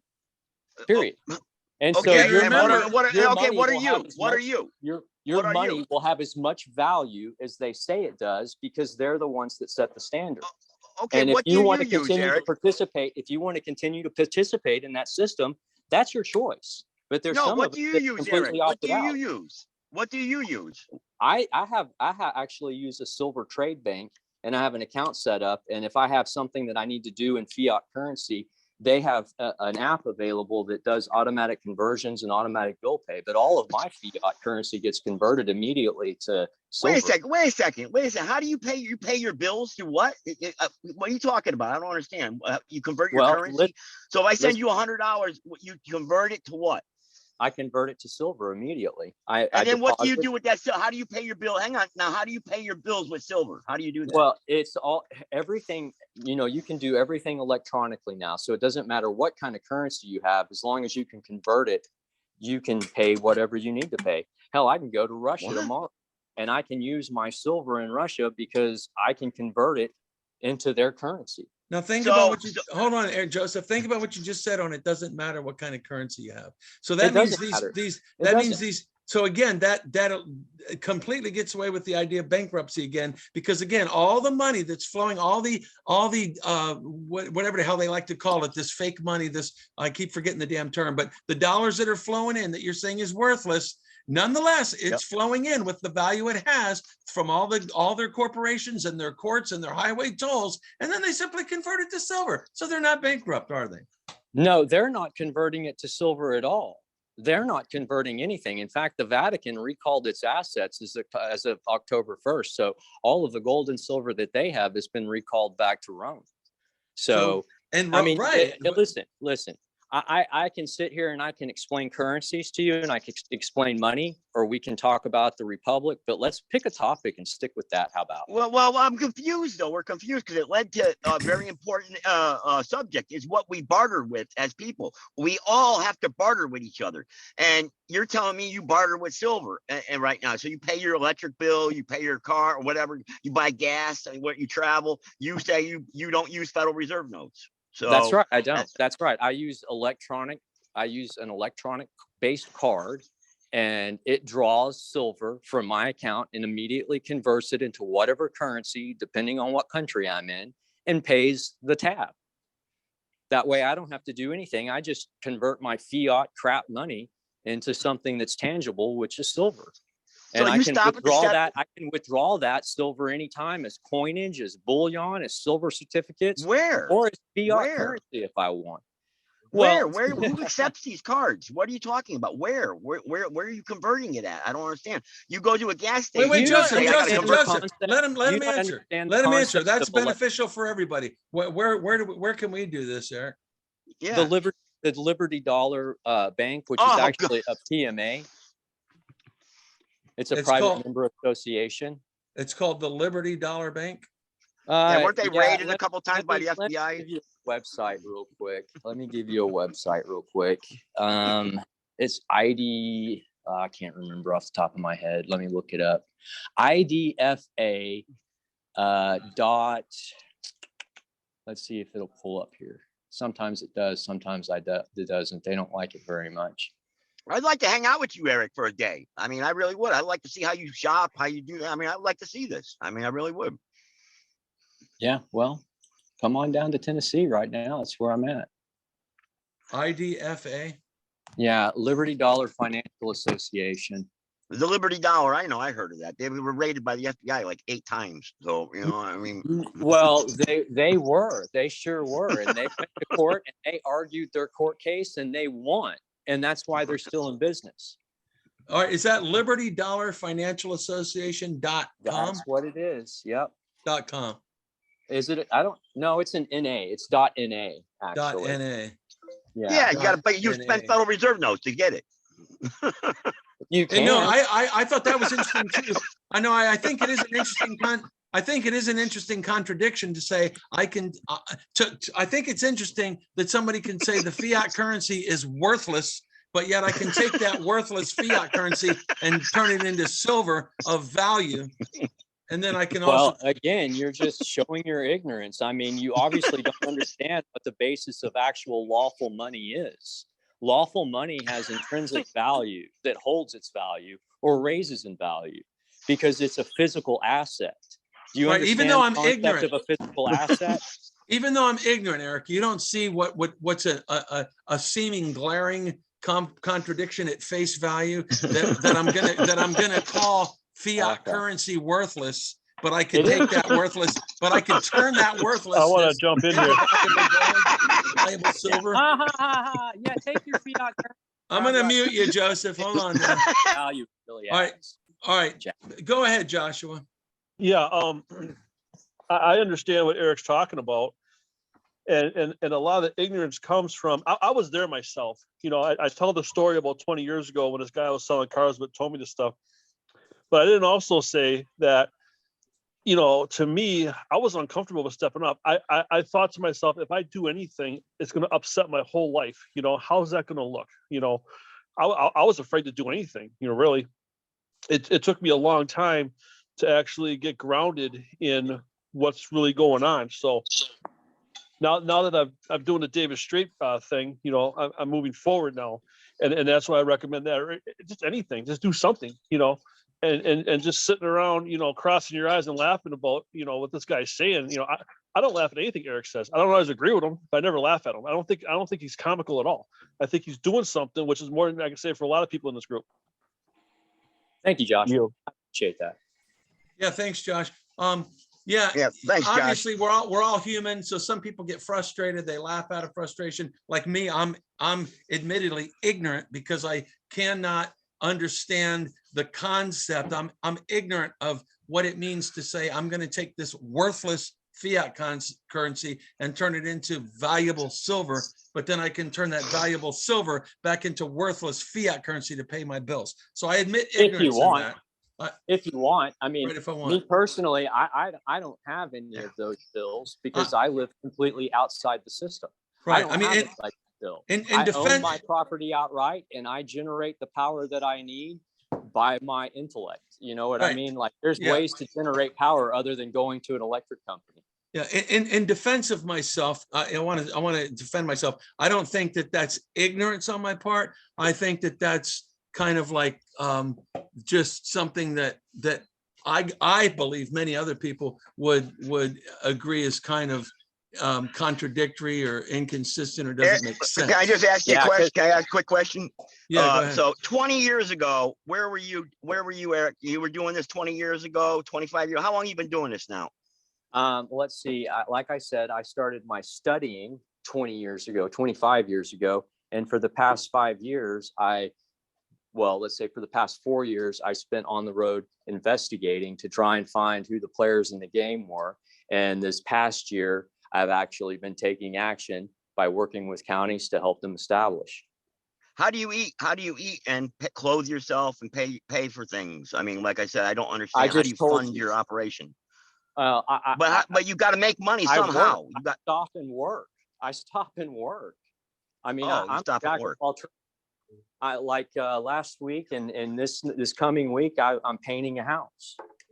And and how do they pay you? And I get paid in fiat currency because that's what they use. And as soon as I get it, I convert it because I don't hold on to fiat currency. I'm not going to participate in an unlawful system. Okay. So how do you get? So what gas stations accept that? What silver? Your type the same of silver? Gas stations that take your damn credit. They do. Card. Okay, they do. Okay, I mean, I never heard of a gas station accepting silver before. I never heard of it. That's news to me. You see, that's because that's against the law, by the way. But I don't know. I just don't know how that where these gas stations are. These 16 counties. Debit cards that people use that are connected to their gold and silver account. That's that simple. That's all you're Hold using on, the hold same on, Federal hold on. Reserve Debit card, system. debit Joseph, card, I take debit Joseph, cards. Joseph, hold on, Yes, you hold on, are. Joseph, I'm just gonna mute you for a second, Joseph. Listen, I think what he's saying, even though, it might be questionable or sound questionable, is that there's apparently a company that when you put your fiat currency in there, they convert it to silver, which will have a value. And then I guess, Eric, would it be fair to say that account has a card, like a debit card or something attached to it? And then you just, That's exactly, that's what I was explaining about. It's electronic, it's a card. Right, so- Everything you can attach a card to almost anything. It's not hard to do. And Right. yeah, so then you use the card like you would a credit card or a debit card. And whenever you make a purchase or you spend money, it automatically converts it into whatever currency, depending on the world, where in the world you're at. I mean, Right. it's Where not can I order that complicated. card? Where can I get? I got some I silver and just stuff. Where can I told get you, that card? man. Liberty, What am I going to just keep Liberty, repeating Oh, myself over and over again? Yeah, Yeah, Liberty.com. No, they do not. They give you a Visa card no, and listen, a MasterCard. Joseph, That's a part of the Joseph, same central bank. listen, Joseph, I'm gonna mute you just to listen, Joseph, listen. It's Liberty Dollar Financial Association, Liberty Dollar Financial Association .NA. I'll text it to you. I got it on my phone. Visa. ahead, They Joe. give you a Visa card, Mike. Same Yeah, central they bank. sure do. Just like you can get Okay. anywhere in the world. That's right. They give you a Yeah, Visa all right, card thank or a you. MasterCard or whatever, Right, whoever they're working with at the time, right, because you can, I mean, any financial institution can get those cards and they can utilize those cards as long as it's attached to something that has a value. Whether it be a fiat currency or silver or gold, it makes no difference. It could be attached to crypto or Bitcoin. yeah, which I want to make this point for the record on this video, because I've addressed this a few times and it can't be stressed enough. The one thing that I do know is the one thing I'm always trying to call out is the New World Order, One World Government agenda, which is the whole reason we're even having problems in the USA right now. It's all about that. And their ultimate goal and objective is to have a cash society and to get everybody on a cryptocurrency or a debit card or everything becoming digital transactions, because that way they have total control over your life. So people need to start keeping that in mind and stop going into any store that says they don't accept cash. Everybody, you don't go into that store if they say they don't accept cash, and start boycotting such, for starters. Yeah, I would agree with that. I think that's very poignant. I mean, the whole idea behind this is to leave Babylon. And the sooner I've been you leave doing that too. I've Babylon, been the leaving better off places that you won't are. accept cash. What was that, Joseph?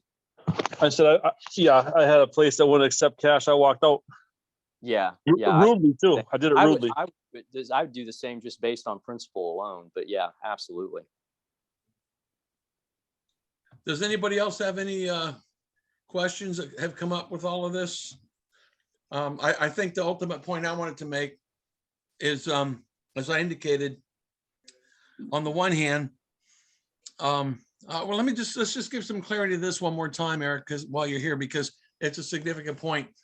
As Josh indicated, he's following through on the David Strait process. To the most part, Eric has, pretty much, he's been on a conversation with me and Josh where, he pretty much basically comes around to the point of saying, yeah, okay, David's doing it that way. That's fine. I don't agree with this or that approach, but one of the big aspects of that is Eric is of the position, and he said it earlier, that when it comes to status, what I want you to do, Eric, is clarify this issue of status with regards to how it is and can be lawful and legal in comparison to how people supposedly end up in trouble, or like I think you indicated to me on the phone, somebody that recently made a comment about people that become nationals are going to be rounded up and put in prisons.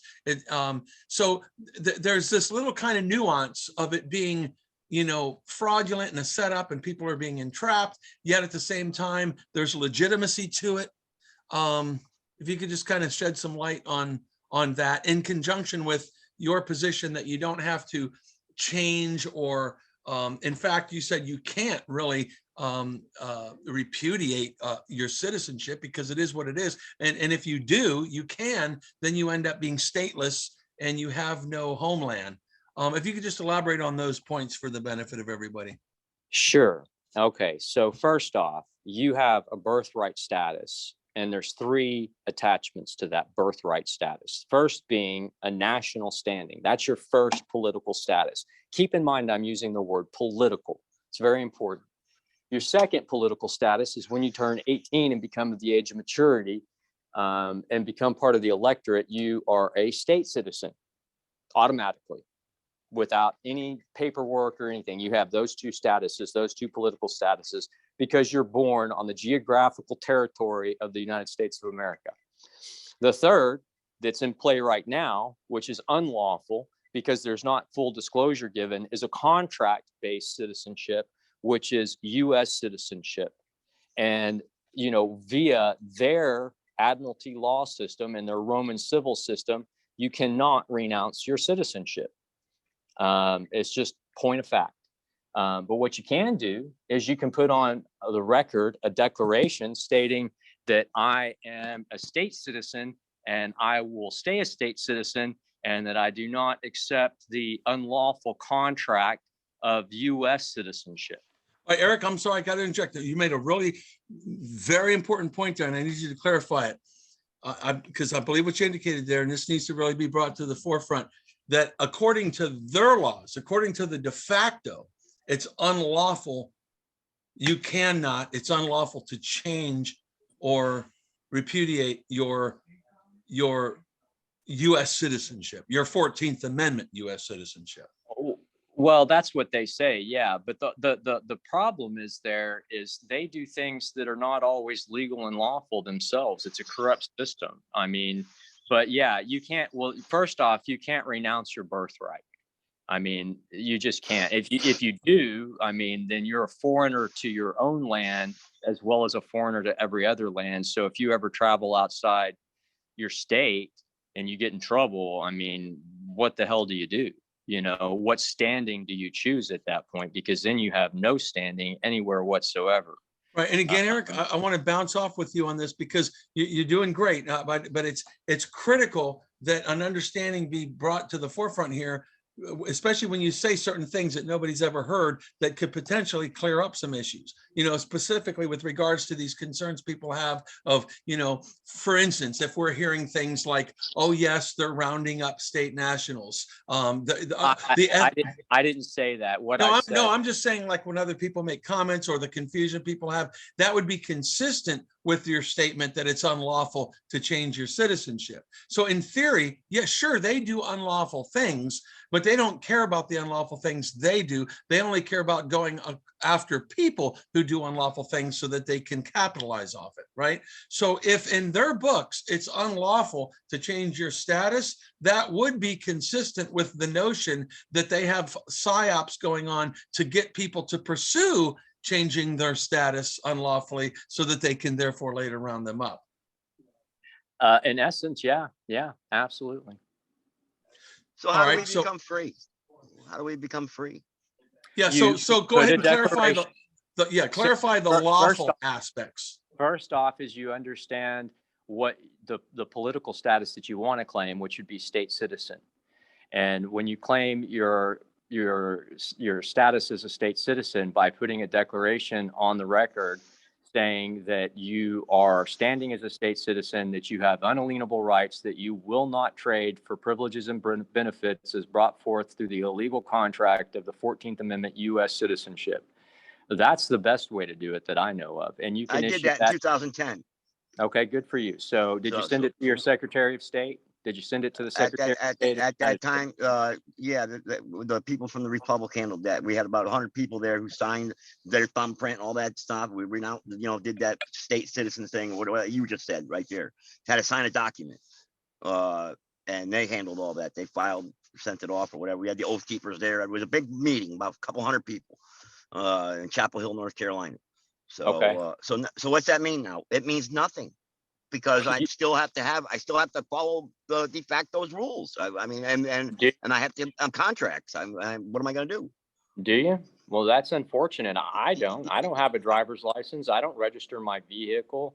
I claim state citizenship all the time and don't ever have a problem with it. So I don't know what you're having issues with specifically. I get it. I got thrown in jail. I did all that back in 2012. And you know what? I wish I had people here that were surrounding me at that time, watching me do all this. And I lost flat out. They were going to kill me pretty much. Drag me out of the car, German Shepherds, everything. Okay. Let me interject on that. Let me interject on that because this is an important point. We've addressed this a couple times before, but it could well be in part, Joe, by your own admission. And yes, I'll be getting that video to you pretty soon. Joseph did an interview. This has nothing to do with that, Mike. Wait. This was the traveling issue. Right. But what I'm saying, you yourself acknowledged in the interview we did. I mean, in their system, you're a marked man, right? I mean, they got you in prison for 10 years, working for the FBI in prison. What's that got to do with anything? I became a state citizen. Right. That's true. But I'm just saying, to the extent that they will try to get whatever they can get to mark somebody or put them in a lower category that they can mess with. I mean, what's that mean, Mike? Well, it could just mean that, you're somebody on their radar that they want to screw with, Well, you are too. So, right. I mean, everyone on this call probably is. We already went over that. No, they don't. They definitely don't want to screw with me. I mean, I go into their courts frequently. In fact, I actually have several cases right now where I'm acting as lawful counselor. I've got a lawsuit against Ford in Ohio. I've got. Hang on, Eric. Let me interrupt you. How could you have a lawsuit on them? Because you have to go into their courts to do that. Yeah, because the woman was in their jurisdiction and she was unlawfully fired. In fact, she was abused heavily by Ford Motor Company, and she wants to sue them for damages. So I'm helping her to do that because. Oh, I thought you said you. Oh. No. I said I have several cases. Not me personally. I act as a lawful counselor. Sometimes I act as private attorney general. It just depends on the circumstance. And I will say, Joseph, on behalf of Eric, having spoken with him at great length now many times, it really the points that Eric makes that are the most poignant to me is it really is this man. I mean, he knows the laws. He understands that he spent the last 30 years doing it. He understands that that's not what I did for the last 30 years. And therefore I'll call him and he'll kind of say to me, do your homework. Well, I'm like, yeah, I know I need to do my homework, but I like going to him because he has the answers. From a law perspective, Eric does have an ability to be able to stand his ground based on knowledge, not based on changing his status, not based on making a claim of being a sovereign, but based on knowing the law. Okay, well, I know we can't do it here on your, but privately or whatever, I'd like to, look up some of these cases that he's doing or that he's won, because everything's a record in their courts. So I'd like to look it up and see where the success that he's had. Well, and let me say on that note, because Joseph shared some things with me, and Eric has also shared with me how he does an awful lot of work for people, doesn't ask for money, and nobody offers money. And so, yeah, Eric, I'd like to encourage you to speak with Joseph, and to the extent that Joseph was willing to pay, a pretty good amount of money to some bar attorney to help him out with the situation, probably Eric would be able to help you better than that bar attorney could. And I would encourage you to, be courteous of his time in whatever way you would deem to be fair and honest and for his benefit. Go ahead, Charles. Okay, sorry, Charles, go ahead. Well, if I might, go ahead, Eric. You were doing a response there. Yeah. I was just, I heard something about getting in trouble because of a traffic issue or something like that. Just on the surface, one of the most major cases that was ever tried in the Supreme Court of the United States is Shuttlesworth versus the Birmingham, Alabama, 373 U.S. 262. It was done in 1962. If a state converts your rights into a privilege and issues license and fee for it, you can ignore the license and fee and engage in the right with impunity. So right there, your right to travel is your right. Right. And you Thank have you. that right no matter what. And right there is a case that not only stands in defense of that, but articulates quite well, not just the driver's license, but a hunting license, a marriage license, a medical license, whatever kind of license that they want to issue. You don't have to take it. You don't have to contract with them. And that's based on law. See, this is again where Eric is doing everything by law, completely law-based. And just for the benefit on the video, you cited that one from the other day. Will you cite that one again? Yeah, Shuttlesworth versus Birmingham, Alabama, 373 US 262. And since we're on the topic, I'll cite another one. Murdoch Murdoch versus Penn, 319 US 105. This one's from 1943. A state may not impose a charge for the enjoyment of a right granted by the federal Constitution. No state may convert any secured liberty into privilege and issue license and fee for it. Yeah, thanks again, Eric. And just for the record, not only did Eric just state that very poignantly and very authoritatively and accurately, but Rick Martin from the U.S. Constitutional Law Group, who is actually, I'm saying this kind of jokingly, kind of a nemesis of Eric. I mean, Eric and you probably you couldn't put Eric and Rick in the same room together, but they both concur on that. Rick has said the exact same things that Eric just said. He cited the exact same cases, and Rick has won 5 out of court, lawsuits for that reason alone, driving his, traveling in his private automobile and, getting put in jail overnight for not having. Well, Rick just got out of jail after being there for 60 days. Yeah. And I'm not going to go into too much about Rick, but it's like, yeah, I am going to, I shouldn't do this. No, we're Rick- all open. We're all open and we're all Rick- men. We can handle it. Rick went ahead and lived in my house for about 6-7 months. He needed a place to stay. The whole time he never offered any money for utilities. Now, do I have to go any further than that? No, Matt, you don't. In fact, I'll tell you right now, and I'll tell everybody on this call, and I'll tell him to his face, that guy is probably about the most, well, let me just say he's one of the biggest bullshitters I've ever met. Now, and that's not to Bingo. say he hasn't had successes, but the guy is just an absolute ass, no doubt. Yeah, and I appreciate you guys putting it in the context you did, because I think that's a significant point. People can have differences of opinion. People can have personalities. I'm sure there's plenty of people that don't like me, don't like my personality, don't like the way I talk. But if I'm talking the truth is the truth. Right. That's why, again, Rick is certainly doing a lot of great things in law. But yeah, you're right. He might have issues and personal problems, and people might have, differences of opinion, might not like his character, his persona, or any number of issues. But those are really all personal based issues. Well, But I watched Rick go and lose. One of them, I think he could have won. He could have modified the settlement to his advantage. He did that. And then this one that he did the 60 days in jail for, it's like, he didn't even have to get arrested. And he explained to me what happened when he first was arrested. And then what came out in trial was something entirely different. And it's just like, it's kind of, let's put it this way. In the history of the world, there's no 12-inch minnow. So the fish stories, that's really the nicest way I can put it. That's right. I got to the point, he left my house about, close to a month ago.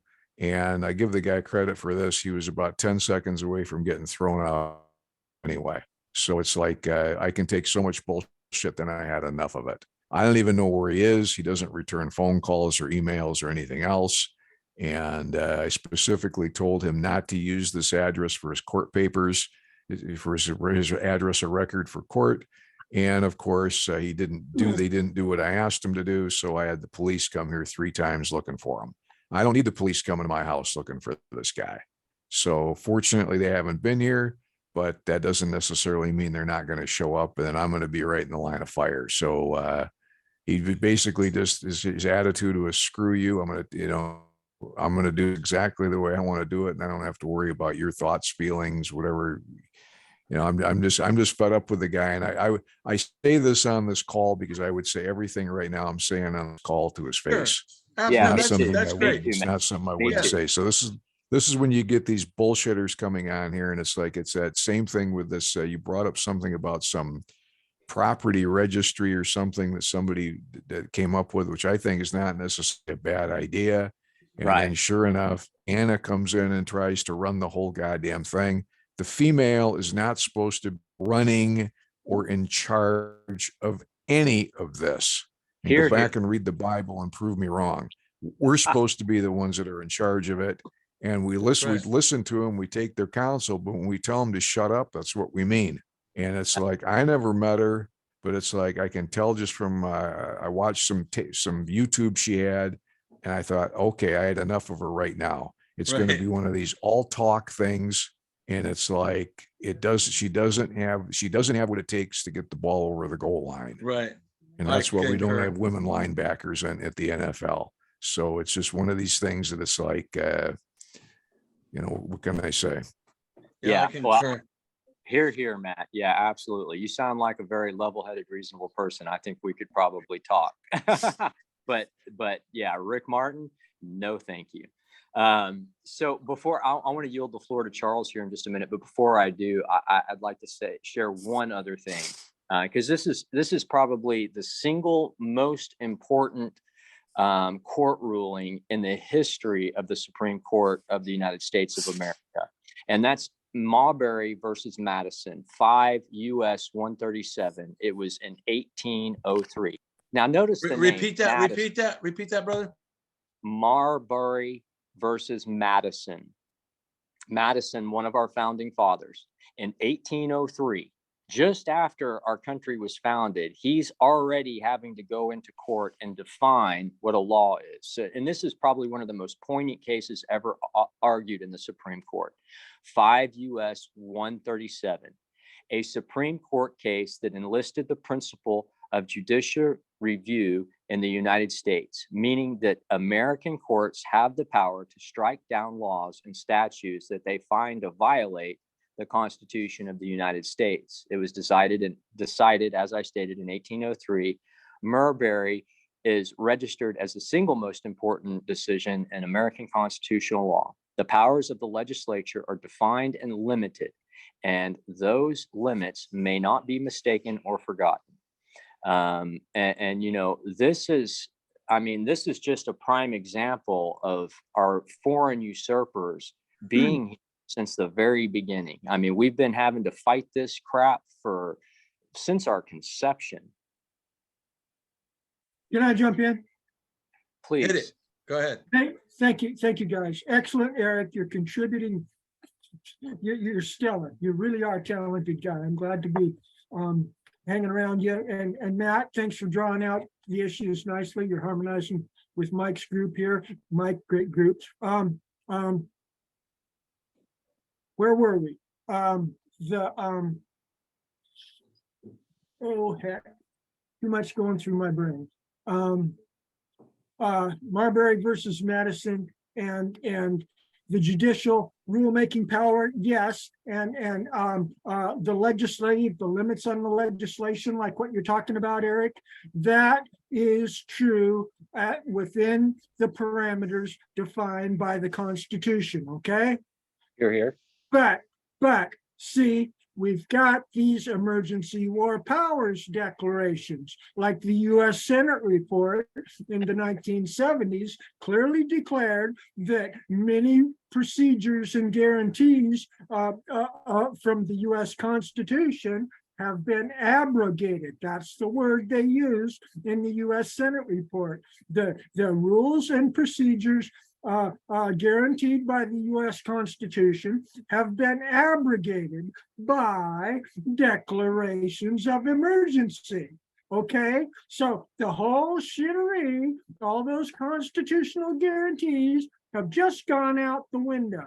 All right, quick thought, Charles, on that. to clarify, so you can keep going with this thought, it's important to connect this. I often say that, the Constitution, Bill of Rights was put in place not to give us our rights, but protect our rights. But then others will point out equally so that those things were put in place to limit the government. So talking about limiting the government is one thing. Talking about our rights, which are unalienable, is another thing. So if you just kind of clarify what abrogate means, what do they think they're abrogating? Well, The limits on the government or our rights? Well, if I might spin that in my own direction, I will answer the whole thing. But what we need to focus on is the conflict between our rights and the limits on the government. See, the government is attacking us, the de facto government. The lawless conspirators within the government are attacking us. They're using these legal fiction declarations of emergency as an excuse to circumvent our constitutionally guaranteed rights. And they are the moving parties in their de facto courts. They are moving against us, and they are railroading us. And we're going to continue to lose and be in a sorry situation until we form our own courts and start attacking them. Okay, the best defense is a good offense. This is why your work in enforcement with the militia and posse comitatus is so important, and coupled with what I'm doing with Dan and Eric and the others, organizing our common law courts provides us the foundation to issue our own arrest warrants or other warrants or judicial orders to attack them as individuals when they are acting outside of their constitutionally lawful authority in fraudulent declarations of emergencies to commit crimes against our people. Okay?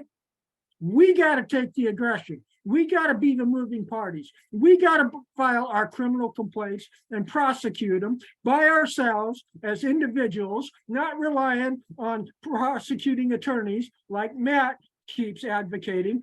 We've hashed that out before.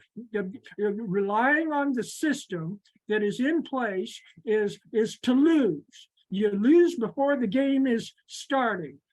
When you rely on de facto prosecuting attorneys. That's not what I said. That's what you said. That's not what I said. I yield. Go ahead, talk for a while. That's not what I said. It is true. I heard you clear. No, it's not. Hold on, Charles. Hold on, Charles. I said earlier. I spoke about this crystal clear with Dar and Berry County in Michigan. We got a constitutional. Now we need to call him a constitutional prosecutor so we can go ahead and put these bastards where they belong. That's what I said.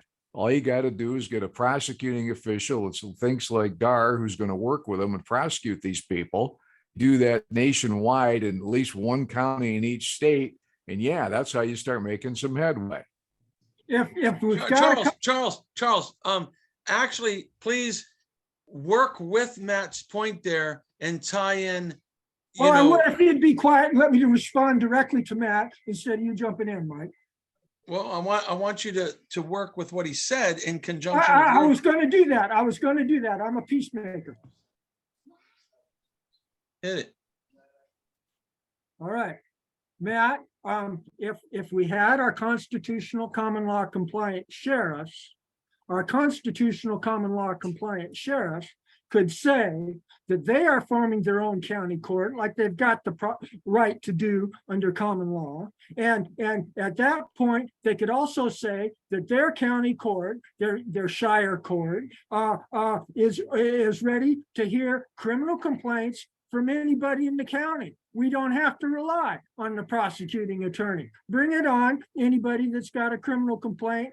And the sheriff can hold court. He can replace the county judge as was proper under common law. And we can take it all back in one fell swoop if we got a sheriff with the brains and courage combination to actually do what the law empowers us to do. I yield. Hold on, Matt, hold on. Because I do want to interject on, hold on. I want to interject on that part that kind of would take us right back to what we hear about all these political prisoners. In other words, when you are on that very small level of trying to do something so forceful, yeah, then you're taken down by the de facto, which is why going back to Eric's point about getting a bigger system in place via the county, where you've got all your political people in office and all the constituents and are in agreement with them, then implementing something like what you're saying, Charles, would be that much more effective. That was what Charles was essentially articulating. So if I might just interject for a moment.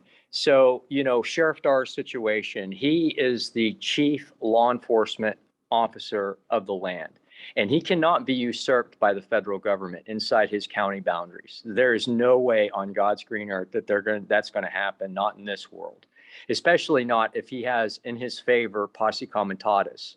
And posse comitatus is a common law remedy for the sheriff to be able to deputize as many as 10,000 men if he so sees fit. And he has the lawful authority to do so in the common law jurisdiction.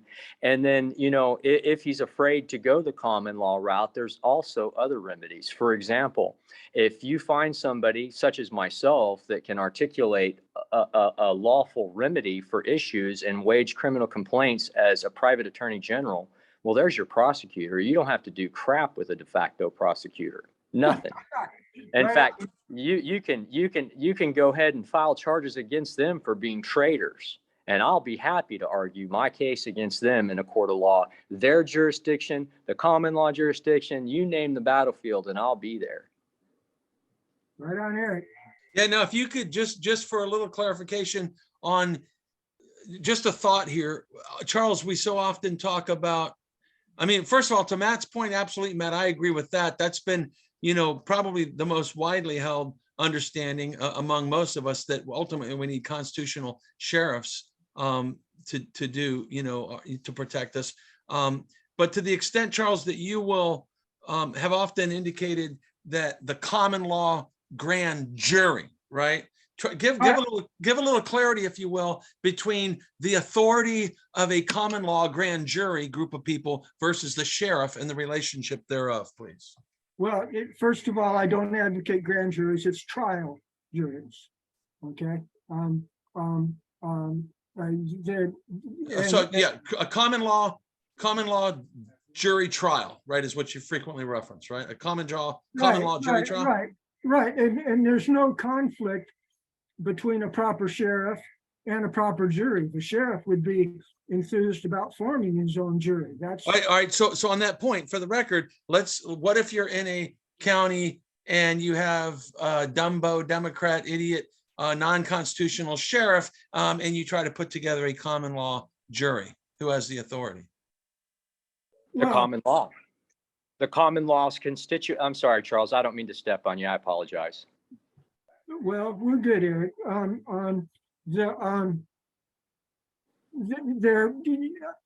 The question was if you have a Nimrod, numbskull, Democratic, non-constitutional sheriff in a county, but you decide we're going to put together a common law jury trial in that county, whereby they're at odds with one another, who has the authority, how and why? Well, if he's just a numbskull, he'll sit down and shut up and listen to the people that know how the law works. And as we use logic and reason, which is an essential principle of due process of law, and the jury, 11 of them are going, yeah, that sounds right to us. Then the sheriff will go, well, gee whiz, 11 of the jurors here, they're all in agreement and the other one's neutral. Maybe that's right. Maybe I should go along with everybody else in the whole damn court. And if they don't? Well, if at that point it is clear that he is not engaging in logic and reason and constitutional behavior, and at that point he can be included in the criminal complaint because he's probably doing it to defend the guilty party. He's trying to keep the status quo or something because he's part of the criminal racketeering conspiracy. And so at that point, you just amend your complaint and you include the de facto sheriff and you name a new sheriff to take control of the common law jurisdiction of the court of law. And your 2 cents on that, Eric? Well, Charles is exactly right. And another thing, once you have your constituency in the common law formed, you can easily give a vote of no confidence on a sheriff and remove him from office and replace him with a constitutional sheriff of your choosing. I mean, that's the lawful authority, the common law. And I'd like to reference a case here because this is the precedent right here on which the common law stands. In Texas in 1995, case number 951002 and Hague case 94135, on November 16th in 1995, the corporate Supreme Court of the all caps state of Texas passed a want of jurisdiction concerning the sovereign nation of the Republic of Texas. The ruling from this court establishes the truth and the fact that the state of Texas, all caps, and its corporate political subdivisions hereafter, all caps, state of Texas, has a want of jurisdiction and or venue over the sovereign de jure Republic of Texas and its declared Texian national citizens, whether it be through the corporate government, the state of Texas, all caps again, and or its corporate administrative agencies, such as the all caps State Bar of Texas, with its third party agents, and or the all caps state of Texas corporate judicial system of administrative courts. And that was supported by the international courts of law, which also found a want for jurisdiction. And their reasoning for that was because it can only hear matters on corporate issues between corporate nations or states with differences between two or more corporations or corporate states due to its own corporate status. Okay, I believe I know what that means, but for the record here, a want of jurisdiction. That means that they are a lesser jurisdiction and they have no say in what happens on the land. In fact, they are obligated to enforce the higher jurisdiction's orders if so needed by the courts of the common law. And that was a finding by the Supreme Court of California. Supreme Court of the state of Texas. I'm sorry, yeah, Supreme Court of the state of Texas. And I just want to put it in my notes. Can you cite that case again? Texas case 951002. Now, here's the thing. They buried this case. You can find it on the Supreme Court's record database, but it gives very little information. It just addresses that the want for jurisdiction was issued. It does not give details. They're going to make you go down to the archive, go down into the basement, get the box out and pull the file out to read the documentation. Great. Well, it's great it's great that, see this, again, what are we doing here? This is a court of record, right? We now have this on video for sheriffs to hear, for people across the land to hear. So thank you for those insights. And based on everything you both said there, it pretty much sounds to me like I could make the statement that the highest authority in this land is the common law jury trial. Yeah. Yep, that's it. The Seventh Amendment clearly implies that. And the Sixth Amendment backs it up. All right. You're here. All right, awesome. Any comments, Matt? No, I still look at it from the point of doing this as simply as possible. And if you think you're going to form a common law grand jury and the damn thing's going to have any power, yeah, 50 years from now it might. If I have a good sheriff and I go knock off the prosecutor and I get a good prosecutor, I'm going to go get somebody prosecuted within 12 months. Well, I already told you. I told you just to pick the battlefield. I'll step in as the private attorney general. Have fun with all that. I haven't seen any of this stuff work. Now, you remember algebra class in high school? They'd give you the answer. The teacher would say, we thought, wow, that's something, they're giving us the answer. Then they'd say, well, there's the answer. Now, how do we get there? Well, I just offered to do it for you. That's not, that's no. Get Sheriff Leaf to file the criminal complaint and I'll take it into their courts. I'll argue it as the private attorney general. In fact, you can look up private attorney general. That is an individual that takes on a case for the benefit of the people in their jurisdiction. Hallelujah. Hallelujah. So I got some for that. So you know what? If Eric is full of shit, call him on it. Put him to task. Here. Let's do it. Well, somebody did some research on being a private attorney general and bringing the case by themselves in Michigan. And they says, yeah, you can go ahead and do it, but you got to post a bond before we let you proceed. And the bond, 50,000. The guy just told me. Yeah, I'm familiar. I'm familiar with the fact that I would have to post a bond. Absolutely. I mean, Okay. I'm very familiar with the process. This is not my first rodeo. That's why I'm so Okay. confident saying pick the battlefield and I'll show up. And that bond requirement, that's not in the public interest. That's private, municipal, civil, social engineering scheme, and it can be defeated. It can be circumvented. It's bullshit.